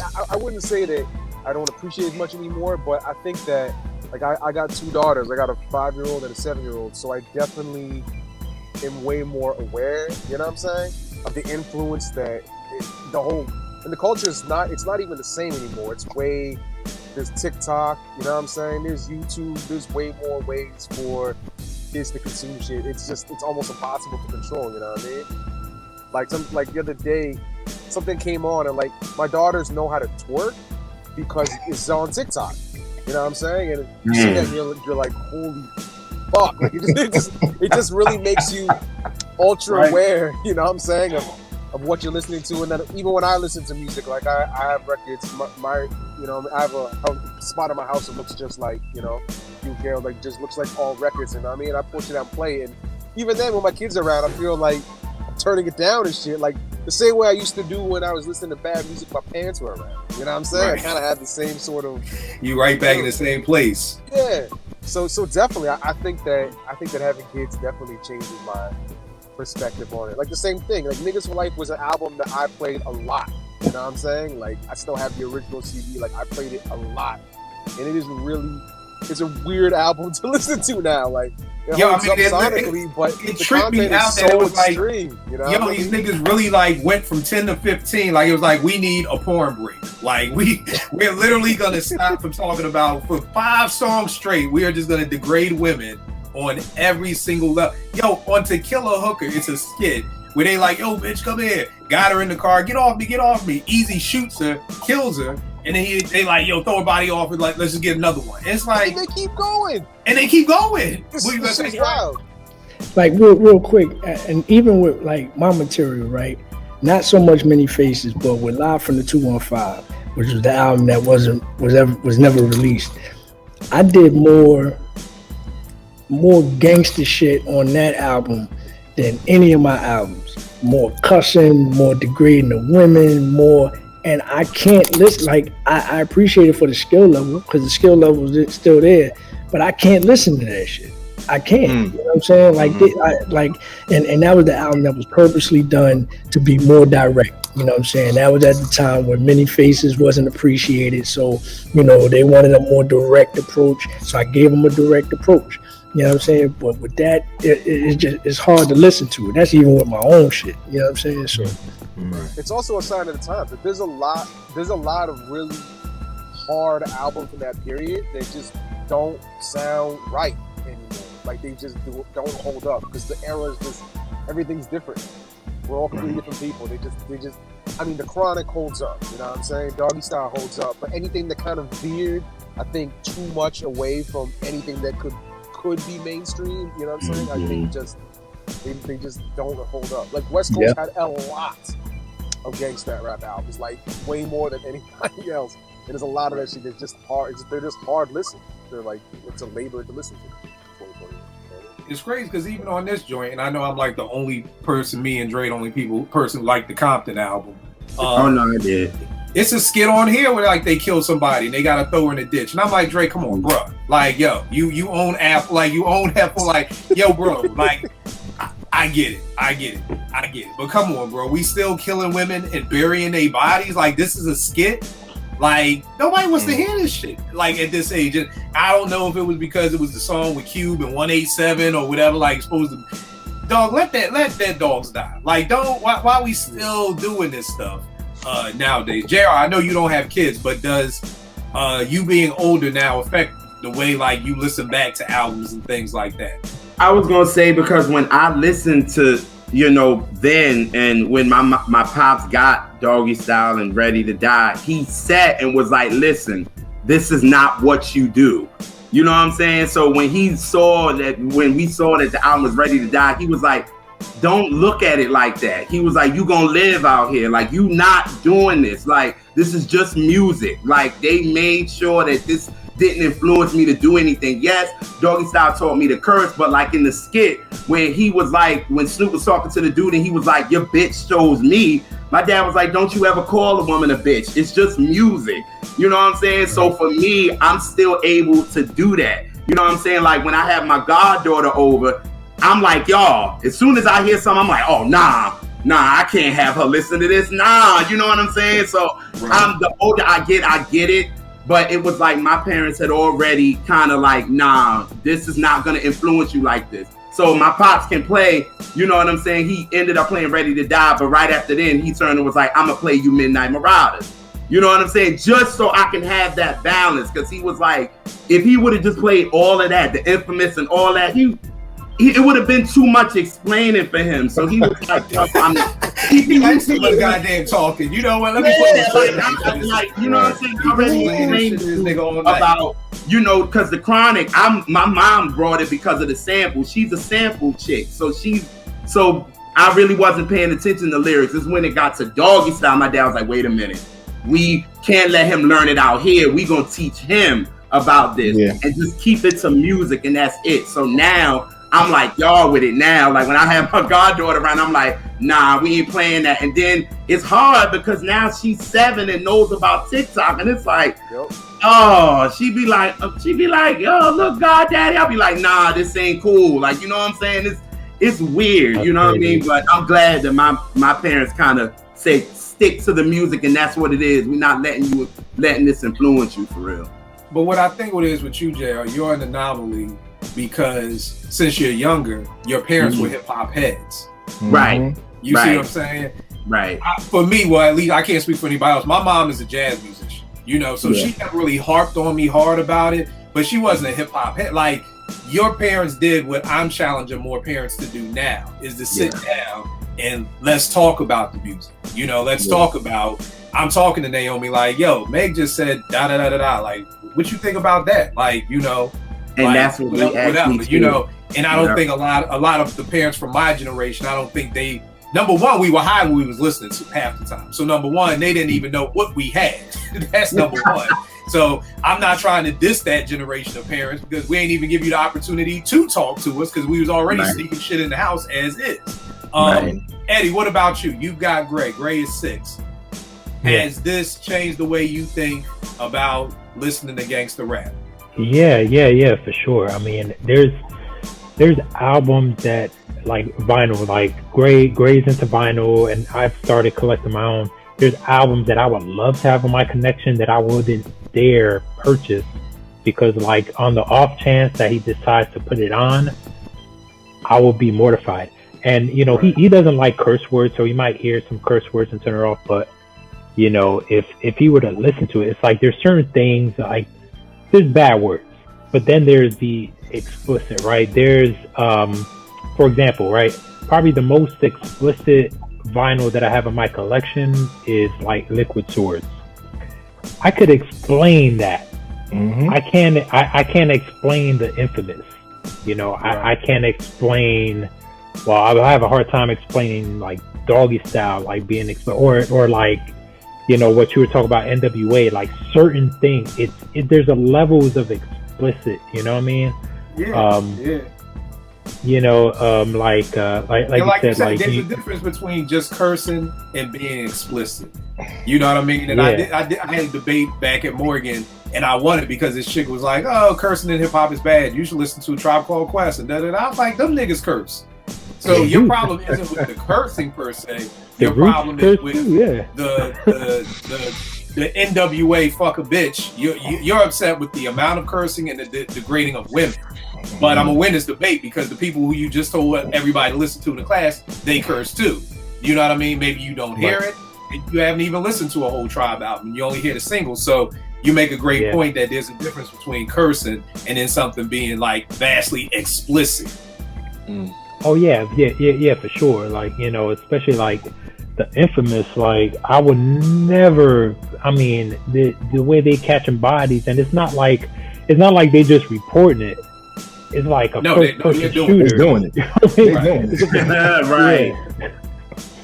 Well, they were doing it on wax. I'll leave it at that. There you go. They were doing it on wax. Hey, fellas, I got to roll out. I know you got this, right? Yeah, but I appreciate y'all, man. As always, this is a great discussion, man. You know what I'm saying? Appreciate your time, bro. Absolutely. All right, man. No doubt. Bro, what about you, bro? So I have a different opinion on this, man. So I have a daughter. I had a daughter young, and I think having a daughter, it changes your perspective in general, and it heightens your responsibility. And so getting older and listening to it doesn't change the way I look at the music, but it heightens my responsibility to make sure my child is informed, and I'm doing my part to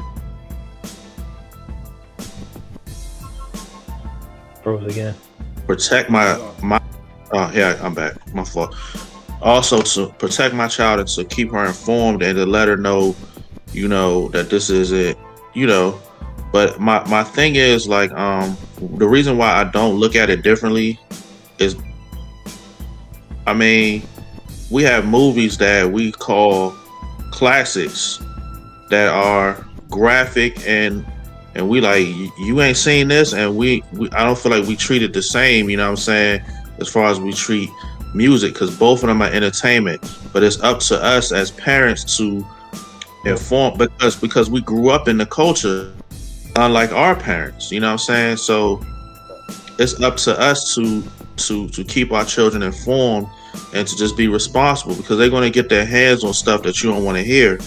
But it's up to us to prepare them, because you know, all of us, you know, no matter what you're doing, when you were coming up, there's always that voice in the back of your head from your mom or your dad, like, you know what I'm saying, that kind of steers you from certain stuff, you know what I'm saying.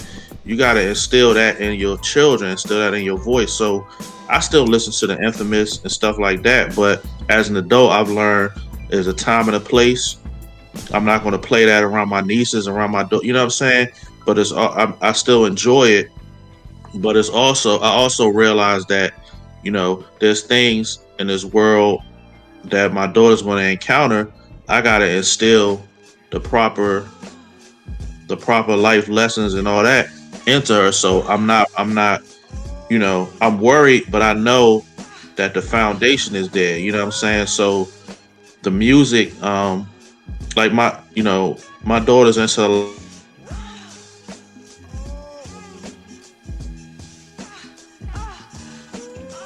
lot of stuff that's yo man, I keep freezing. My daughter's into a lot of retro stuff, so she likes Illmatic. She's heard the Infamous, you know what I'm saying? But I can sit down and talk to her about it because, you know, I'm from that I grew up on that, you know what I'm saying? I can sit down and talk to her about it, so it doesn't have that effect on her. And the real vulgar stuff made me cringe back then. She swallowed it. That third verse, I don't know how the hell they were able to put that out, bruh. Like, they was wild, yo, bruh. Like, NWA was some wild. When I went to that joint, man, I don't know how, yo. You know why? Because it was number one. It was an independent label. They had the major back, and so it was easy label, so they could do whatever. And at that time, it was like, yo, push the boundaries as far as you want. Like they pushed that shit they pushed the boundaries all the way over a cliff. Like, it's like if you tell your kid, yo, come home whenever you want to come home, they may come home at 7 a.m. Like, we gonna push it. Why come home at 4 if dad said come home whenever you want? You know, I will say this, and I don't know how you guys feel about this. I do feel like music gets into your spirit more than a movie does. You know what I mean? I think so, Okay. I've never been like, yo, let's watch Scarface before we go to the club. But we goddamn sure listened to some Infamous before we went to the club. And by the time we got to the club, we was on 100. You know what I mean? So, but I totally do agree with you that my biggest beef, and I didn't live with my dad. You know, I had a little sister who's 10 years younger than me. And I went over to their house one day and I was just like, yo, you know, I just want to, you know, I challenge you guys. I'm sure I didn't say it in such a nice, polite way as I am now, but I challenge you guys to stay on her, what she's watching, as much as you're staying on her for the music. You know what I mean? Like, she's got cable in her room with all the channels. You know what I mean? Like, but y'all are just so far harping on what she's listening to. Like, you need to be doing both. And I think that's where the C. Dolores Tucker piece missed also, because it's always the music. And I get it. I do agree that the music gets in your spirit, but it's a combination of everything. Because now when you look at television that our kids are watching, I had to stop watching Empire because I was like, yo, this shit, wow, this shit more off the hook than, and it's not good television. Yeah. But my teens love it. Mr. Kill, what time we closing T-Son? I got to get home to see Empire. You seeing all kinds of stuff on Empire. It was some a show on BET, the games people play. Some shorty going straight down on the dude. I mean, of course, they're not showing it, but the head is straight in the lap of the car seat. This is 9 o'clock. So when it was 9 o'clock when we was growing up, we was watching Cheers. Like that was as raunchy as you was getting. At 9 o'clock was Cheers. Different world. But now these kids are having the games people play. So when you mix both of those together, so I definitely, and that's why I love that J line, you know, Scarface the movie did more to me than Scarface the rapper to me, because it's saying that the movies play a part too. You know what I mean? Right. And everything you're saying, I think is imperative that we all do as parents, because like you said, because some parents believe, and I talk about this all the time with parents, they believe if they don't play it in my house, so they won't hear it. And I'm like, nigga, what are you, 19? What is this, 1970? Like, is this 1980? Like, yo, niggas, like, you just heard 2 people talk about TikTok. You know what I mean? So as a parent, you're like, one side is, okay, you're not listening to, and then 2 on top of that, all kids have is AirPods and headphones. You don't know what your kids are listening to. I know parents who are like, oh, I don't even have my kids' password. How are you paying a cell phone bill and you don't have the password? I had a shorty on Twitter tell me once, I got the password. You check your daughter's phone, and I'm like, hell yeah, I check my daughter's phone. That's an invasion of privacy, nigga. No. Privacy. No, I couldn't close the door in my house. What are you talking about privacy? You know? And here's the thing too, Kill. Like the thing, like if you know, I think it comes down to values, right? And you know, if you saying you instill in certain type of values, you know, and you don't want to be a hypocrite, but going to the music, like even on the radio, like if you listening to FM radio, yeah, they're gonna bleep out a lot of stuff or censor a lot of stuff. But if you listening to the song, the content, what they're talking about. Yeah, you already know what the word that's missing. It's like a game of Wheel of Fortune. Like, nigga, I know what the word would be. You know what I mean? It's crazy. Like my example, what I was saying, Kill, I think you're the perfect example of what I was saying that we all see is your relationship with your daughter. Yeah. Oh, thank you, man. Thank you. Y'all are listening. Like I watched the post you had about a sample that. Damn, he about to get deep too. He gonna be back in a sec. He'll be back in a sec. That yo, my John acting like Mixed Messiah John. Hold on. All right, so hey, bitch, my bad. Hey, yo! I love you, bitch. But listen, y'all were doing a sample from Give Up the Goods, and it was used on LL John too. And like I just see like stuff like that, and you're like you got the Jordans, you're like a hip hop dad with a daughter, but you're also instilling the right values. You know what I'm saying? I think that's what I learned having a daughter. You know what I'm saying? Having a daughter will humble you, it will sit your ass down, and it will slow you down, and it also will make you grow. If you're a real father, it's going to make you grow up, and it's going to open your eyes to a lot of things that you've done that you're like, I wouldn't want this done to my daughter. You know what I'm saying? It's just an awakening thing. So I don't look at the music differently. I look at myself and give myself more of a responsibility than I had back then. So that's what I was getting at. Don't point. Rec, what about you, good brother? It's a little bit different, man. I'm like with Rel and JR. First hip hop album I heard was with my dad, and it was The Great Adventures of Slick Rick. Yeah, me too. You know, my dad is a hip hop head, but he also was one of those. He made sure it was like, look, you know, just because you're listening to this, don't mean this is what you got to run around and do, or say, or you know, you got to always listen to this. And it's funny because, like, well, I have 2 kids. I have a son that's 16, and I got a daughter that's 10. So it's funny because my wife was telling me the other day she dropped our daughter off at school, and my wife is straight from Newark, like Brick City, and she pulls up to the school blasting WAP, like not the edited version that I got over here, like the unedited WAP. And my wife's a teacher, like she's educated ratchet, but you know as dog. Now I feel you. Educated ratchet.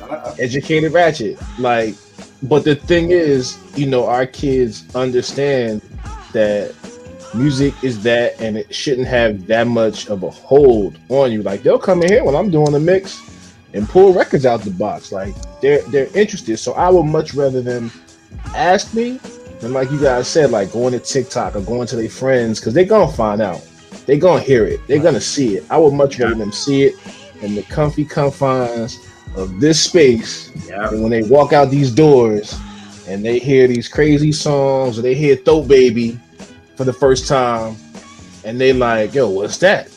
You know what I'm saying? So it's a fine line, but I think as long as you expose your children to it and can articulate it and explain it, I don't think the shock value for when they're out in the world will be such a big thing. Right. That's my biggest thing. I just try to make sure that I hit them with it first before anybody gets them. I'd rather you hear from me or family that I deem trustworthy, because there's people in my family I wouldn't throw a fucking 2-cent penny at, but that's another whole story. Real.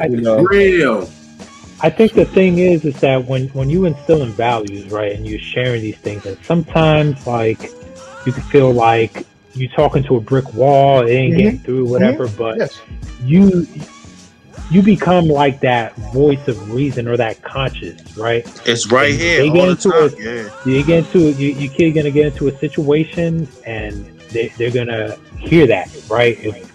If they're pausing and thinking, should I do, like, as long as they have that, like if you drilled it into them, like you will hope they'll make that decision. It's better than them not having that and they just wing it. You know what I mean? Facts.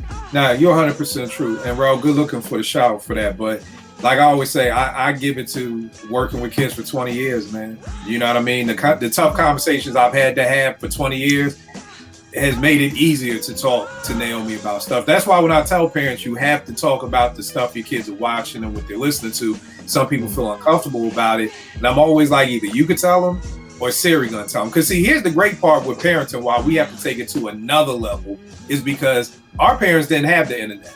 So you know how much shit we would have gotten to with the internet too? Like, so that's why the level of parenting now has to go up another level, because bro, back in our day, go to Cheltenham Mall, you want to see a porn magazine, what, they in the back, they got the plastic bag over them, the lines. You can't do nothing. Now you want to watch some porn, just get on your phone.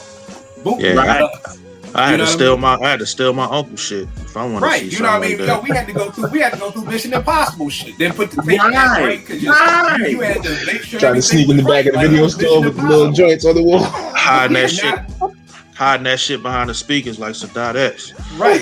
Now kids don't have to do that. You can straight go. Now you don't have to do that, because you could just go, and I always tell them, you know, you gotta be, when your kids come to you to talk with you, you gotta be open to talk with them, because kids in 2021 don't have to talk to us because they got Siri and Alexa. They can Google anything that they need to know. You see what I'm saying? So I agree with everything that everybody's saying. I think for a lot of older music I can't listen to.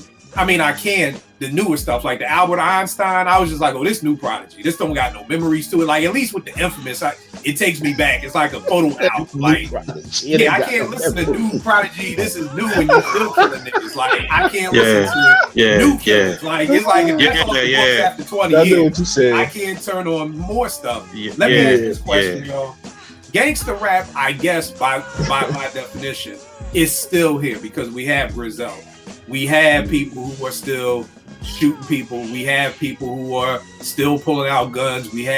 There's more drug use in R&B than I think hip hop nowadays, you know. So the drugs are still there. I can't say that I don't listen to a lot of the mumble stuff. I can say Griselda doesn't really deal with the disrespect of women or degrading women, or I'm gonna kill a woman and stuff like that. But the cursing, guns, drugs is still there. Yes. Do you think, where do you think gangster rap is now? Like, do you think we're back at a better place where there's a balance? Like, I used to always be like, I was happy, because when you kind of say, who are the 3 biggest MCs right now? At least for me, I'm like Drake, J. Cole, and Kendrick Lamar.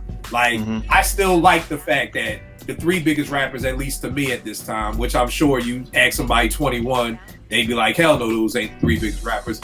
Those 3 rappers have nothing.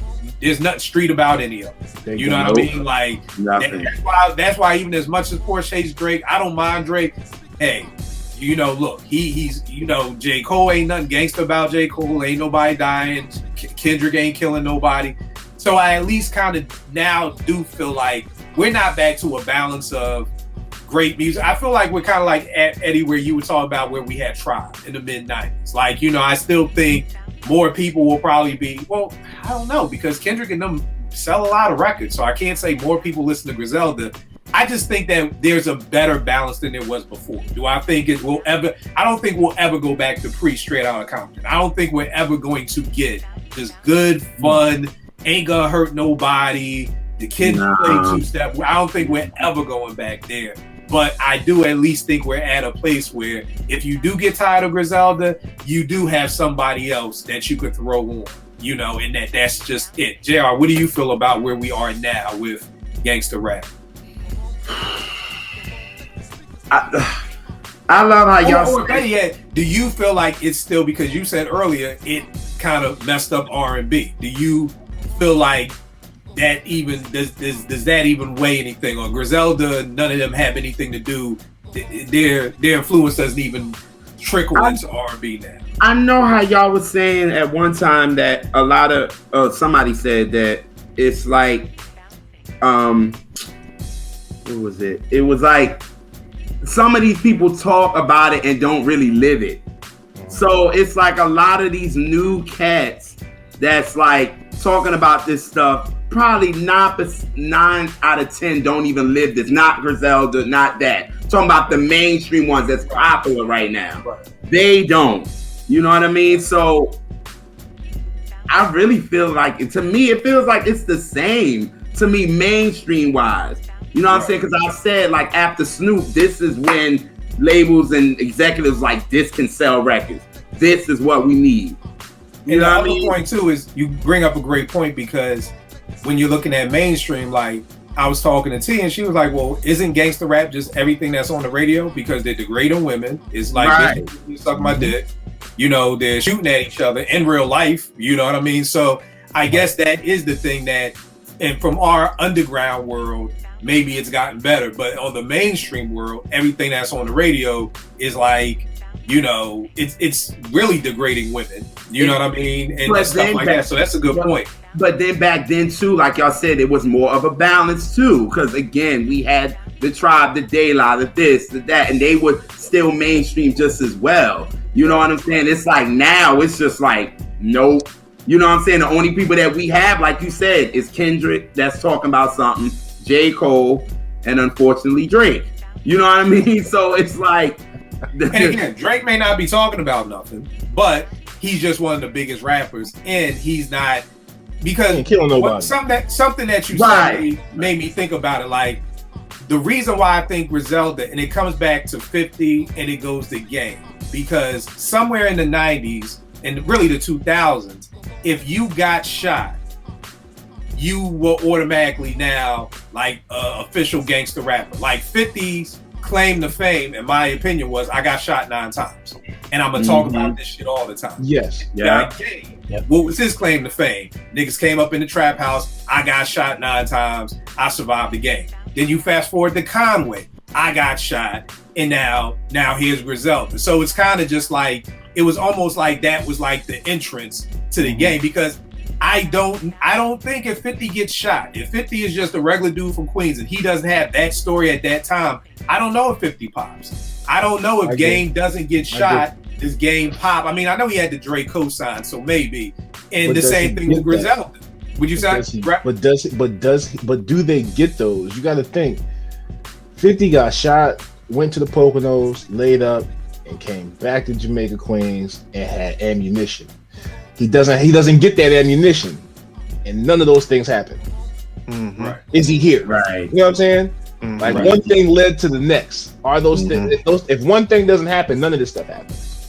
But that's the wild part to me, because even when 50 happened, and Jay has this line where he said, y'all respect the person who got shot. I respect the shooter. Like, I was kind of tripping, like, wait a second, why is he a gangster because he got shot? Nigga, I know mad niggas who got shot who pussy. So what is you talking? Like, getting shot does not put no official badge on you. Nigga, you almost got, like what Avon saying on the wire, I ain't never been to jail. I don't know shit about jail, and I don't want to know shit about jail. Like, you know, it's almost like you do jail, you come home from jail, and like you official. Like, like. Not so I think jail that was the thing that kind of was the banana in the tailpipe, that these gangster rappers are people who got shot. But then I think it's also the allure that they got the person back. You know what I mean? Yes. It's like the allure of, you know, yeah, they shot me, but y'all ain't see what happened to them, or, you know, this is what happened, and da da da da da. So that's just where, because JR, when you said not everybody is not like Griselda, because they are real. You know, Benny is like, yo, I went to jail. You can check my file. Right. Nipsey was another one of those people who was like, dog, I'm a Crip. You could pull my file, check my file yourself. Like, I done been to the county. You could, and I think, like, once we find out you're real, then that's kind of what gives you the ammunition to, like, yo, okay, you, like, yo, don't fuck with 50. You know what I mean? Or, you know, even with Wu-Tang, the aura was, yo, don't fuck with the Wu. Them niggas crazy. Like, you know what I mean? Like, type thing. And we didn't know if they was crazy. We just saw videos and we just assumed, like, these niggas must be crazy. You know what I mean? So, you know, so that is true. Rel, where do you see gangster rap right now? Do you think it's a better balance? Do you think it's still, and I don't mean like the radio, because again, I don't know what these mumble rappers talking about. I'm just talking about the people who, like, we discuss on the timeline and shit like that. Do you feel like there's a balance or not? I feel like that's a tough question for me. I feel like people like Griselda being so popular, I feel like it kind of gives me a little bit of hope, because their sound isn't what's necessarily popular on the radio and what, you know what I'm saying? Like, it's not trap, melodic singing, auto-tune, you know what I'm saying? It's not drill, it's not, it's kind of like a throwback, you know what I'm saying? But it's gangster. So I people like that, and then the Coles and the Kendricks being popular and selling records, and they're not they're themselves, they're not changing for the time, like, that gives me hope. But I can't say anything right now is better when it comes to hip-hop, because the quality of music we're getting as a whole isn't the same for me. And it's just not like, we often talk about 3.5 mic groups and albums that were out back in the day that kind of got overshadowed. These people, the quality they were putting out, and they were like middle ground for back then, will be 5 mics albums now, you know what I'm saying? So it's almost like the back in the 90s, the nigga who was the 6th man will be the all-star right now. Yeah, like, you could just name so many artists and groups back then that kind of got overshadowed. You'd be like, oh, I remember that album, that was fire, you know what I'm saying? It's a lot of that, and it's not a lot of that now.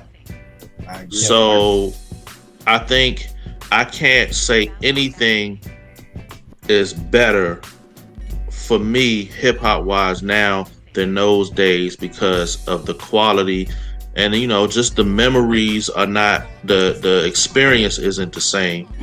It's not really an experience anymore a lot of times. I mean, there's still stuff that get us excited when they come out and we play, but it's just different, man, you know what I'm saying? And it's not a diss to the new stuff. It's just stuff changed, man. The industry changed, the consumer changed, the world changed. So that's just it. Right. Eddie, what about you, good brother? Yeah, I think there is more of a balance. I think you know, in the way that what's on the radio is the radio, right? But I feel like now it's like you, with everything on streaming, you searching for what moves you, you know. So that's what I could really appreciate.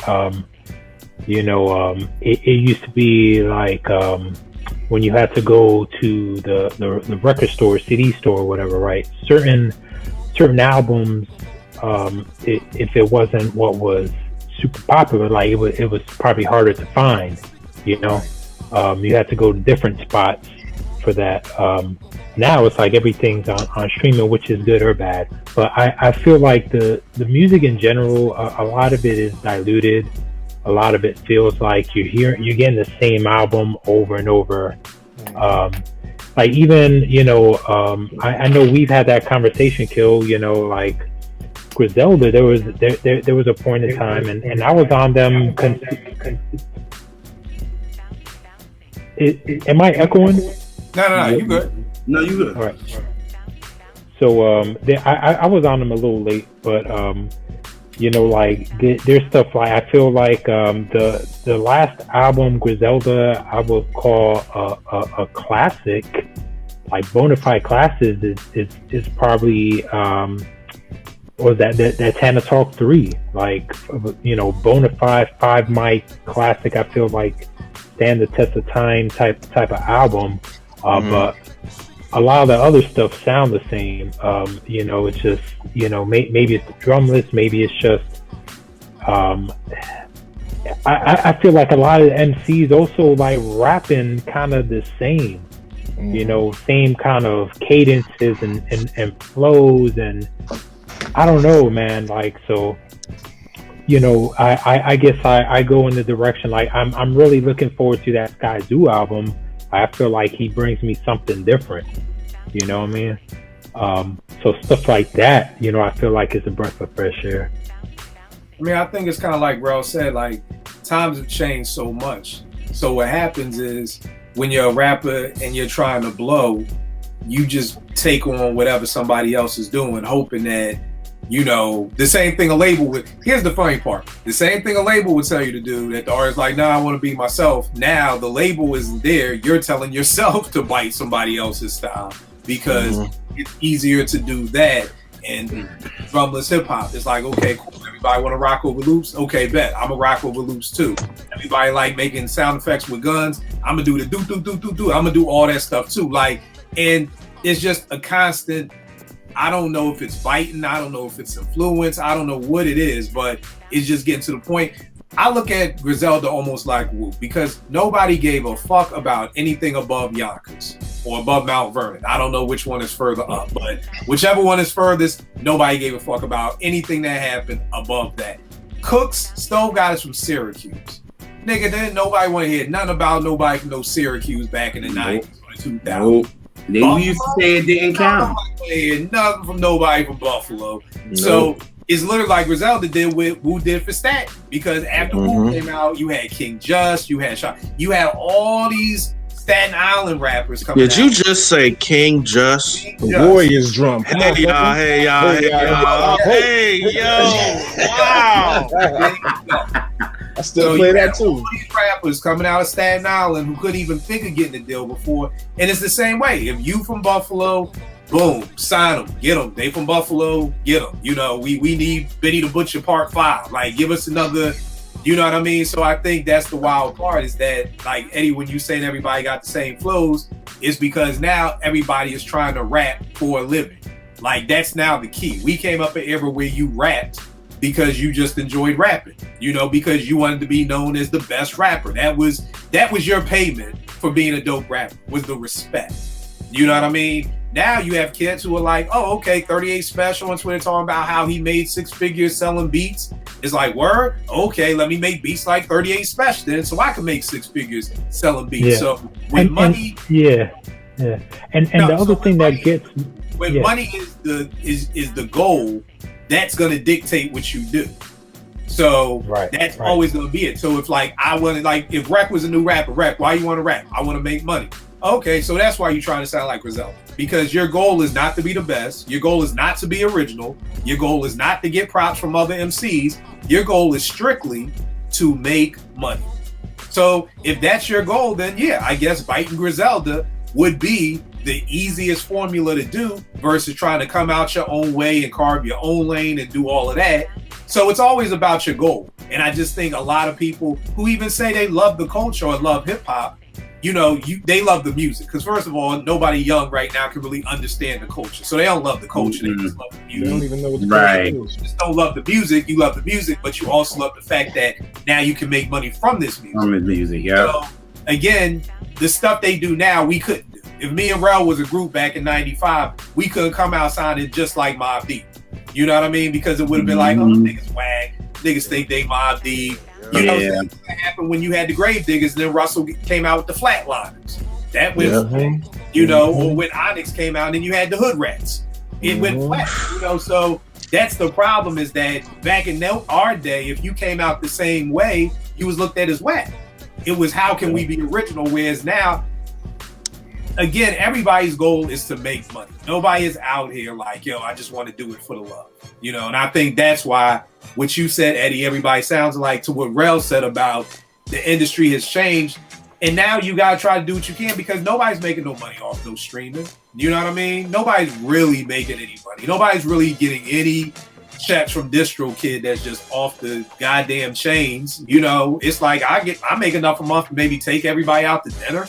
Like, you know what I mean? So it literally is like when I do a project with somebody and I'm like, throw it on DistroKid, it's for the love. I just like making music. I know now music is not going to be the way I pay my bills, because guess what? If it was, I'd have to make drumless hip hop. I would have to do what Griselda is doing if the only way I pay my mortgage and pay for Naomi to go to school is based off of hip hop. I'd have to do that. So again, it's one of the reasons why I think I look at the game so much different now, when it's like, yo, man, back in the day, be like, yo, man, don't sell out, man, don't sell out. I'm a 21-year-old kid at Morgan, not paying no bills, telling a grown-ass man, don't sell out. You know what I mean? It's like, yo, if he don't sell out, how he gonna pay his bills? Right. You know what I mean? So it's the catch-22 of when you had a label telling you to bite other people, now you don't have labels and people are biting, because once you saw you could be on MTV Cribs, that's what we wanted. Nobody wants to be, who wants to be Q-Tip? Like, hey, I just got off tour and I'm gonna go live with my mom, and you giving Nelly fucking country grammar a pound, and this nigga going to his band. Don't nobody want to be that dude. You know what I mean? Like, and Q-Tip will have all the respect. And nobody respects Nelly whatsoever, but Nelly is the one with all the hoes, with all the pool parties, with all the cars. So I think it came to a point in hip hop where it's like, damn, do I really want the respect, or do I want this money? You know what I mean? Like, like both of y'all said, the game has changed and everything is crazy. But I do feel like there's at least a little more of a balance. Like you said, Eddie, you got Sky Zoo. You have your people. Again, on a big level, people won't know, but I feel like for our level, we kind of do still have those people who we can kind of go back to and say, okay, this is my break. Like, I need a break from Griselda right now. Boom. I got 2 or 3 other people I could come to give me a break.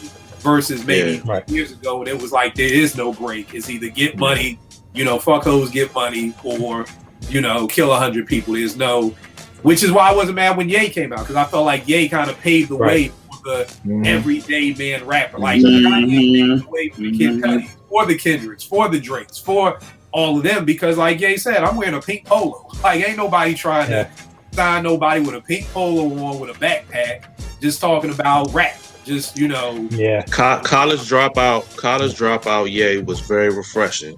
Yeah, it was. Very refreshing. It was. Yes, it was.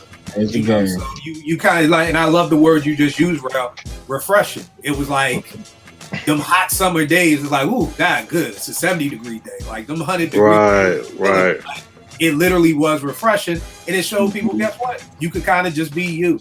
You don't have to shoot up a whole block. And I loved it even when him and 50 did their little battle. Like, we're going to drop on the same day and see who sells the record. It's like Ye winning, I think, just helped other people see, oh, okay, that's even doper. Like, I don't have to, be that person. So, again, it's the up and down in hip-hop, the different times. But definitely dope show. DJ Rack, let them know where they can get at you, man. You on every city now in the world. I'm super proud of you. Right. Oh, I got a lot going on, man. Laid the scratches for King Champ's joint, his intro. Go check that. Dawn of the Dead. Radio shows. I'm on MMR Radio Saturdays 7 to 8. Tomorrow, Texas Fleet Radio 8 to 9. and a few other stations that I can't really talk about right now. Just give it a couple days, I'll be able to put it out there. But for Instagram is DJ Rec One, Twitter DJ Rec One. If you need scratches, beats, holla at me. I got some stuff brewing with Vegas. I can't really talk about that yet, but just trying to stay busy, man. Just trying to stay busy, trying to be like Big Brother Kill. Ah, man, shit. Yes, sir. JR told me to take a fucking break. So I got to listen to the little bro tell me to take a break. Like, nigga, you moving too fast. Sit down and chill for a minute. So I did. 100% right. Ralph, let them know where to get at you, good brother. Yo, Uptown J Ben on Instagram, JBen215 on Twitter, and just a little something that's making me happy right now. I made the Dean's list, man, and my daughter made the Dean's list last week. Yo, it's crazy, yo. It was crazy when she told me, Dad, I made the Dean's list, and then I get the email a week later that I made it because I'm in school as well. So, this is a blessing, man. So that was big for me. Oh, that's to y'all, man. That's dope. Eddie, where can they get at you, bro? Yes, sir. Twitter at EddieD80, Instagram, freestyles, freestyles.com. All right, JR, you everywhere too, so. The R&B Reps, rnbraps.com. I'm just hyped. Last Saturday, Jimmy Jam and them posted an old clip of me back in 2016 of me talking about them. I didn't know they were doing it. I didn't know anything. Jimmy Jam didn't tell me, and people was tagging me in it, and I'm like, yo, this is the old one when my closet was over there. Like, I was like, oh, okay. All right. So that was dope. And for Jimmy Jam to hit me and told me, yeah, we want to do that, and we really appreciate it. That was a big deal. So just the R&B Reps, man, me and Elise really putting our time and all that into that. We got a couple of nice interviews coming up soon, so that's dope. And our radio show, we just did a Prince episode. Yeah, that's about it. Yo, let me explain something to you, bro. If you get Jimmy Jam and Terry Lewis on y'all show, I'm begging. I've been begging him. He's right. I'm letting you know that I'm on the show. Like, I don't give a fuck. You take my camera off. As soon as I get it, I'm gonna hit you. I'm letting you know that I'm on that show. So I don't know how you would at least want to work that out or whatever, but I'm adding to it now, man. Yeah. Like primo to me. I'm just letting you know I'm on that show. Like, I'm in the truck, the car, I'm hijacking the airplane, whatever analogy you want to use. That's what I will be doing. I'm robbing whatever you want to call it. I'm on that. And everybody knows what it is with me. Kill 889 Twitter, IG. Will make beats for food. Me and Vegas has got an EP, Will Matic, coming out that's dedicated to his cousin Ill Will out of Queensbridge.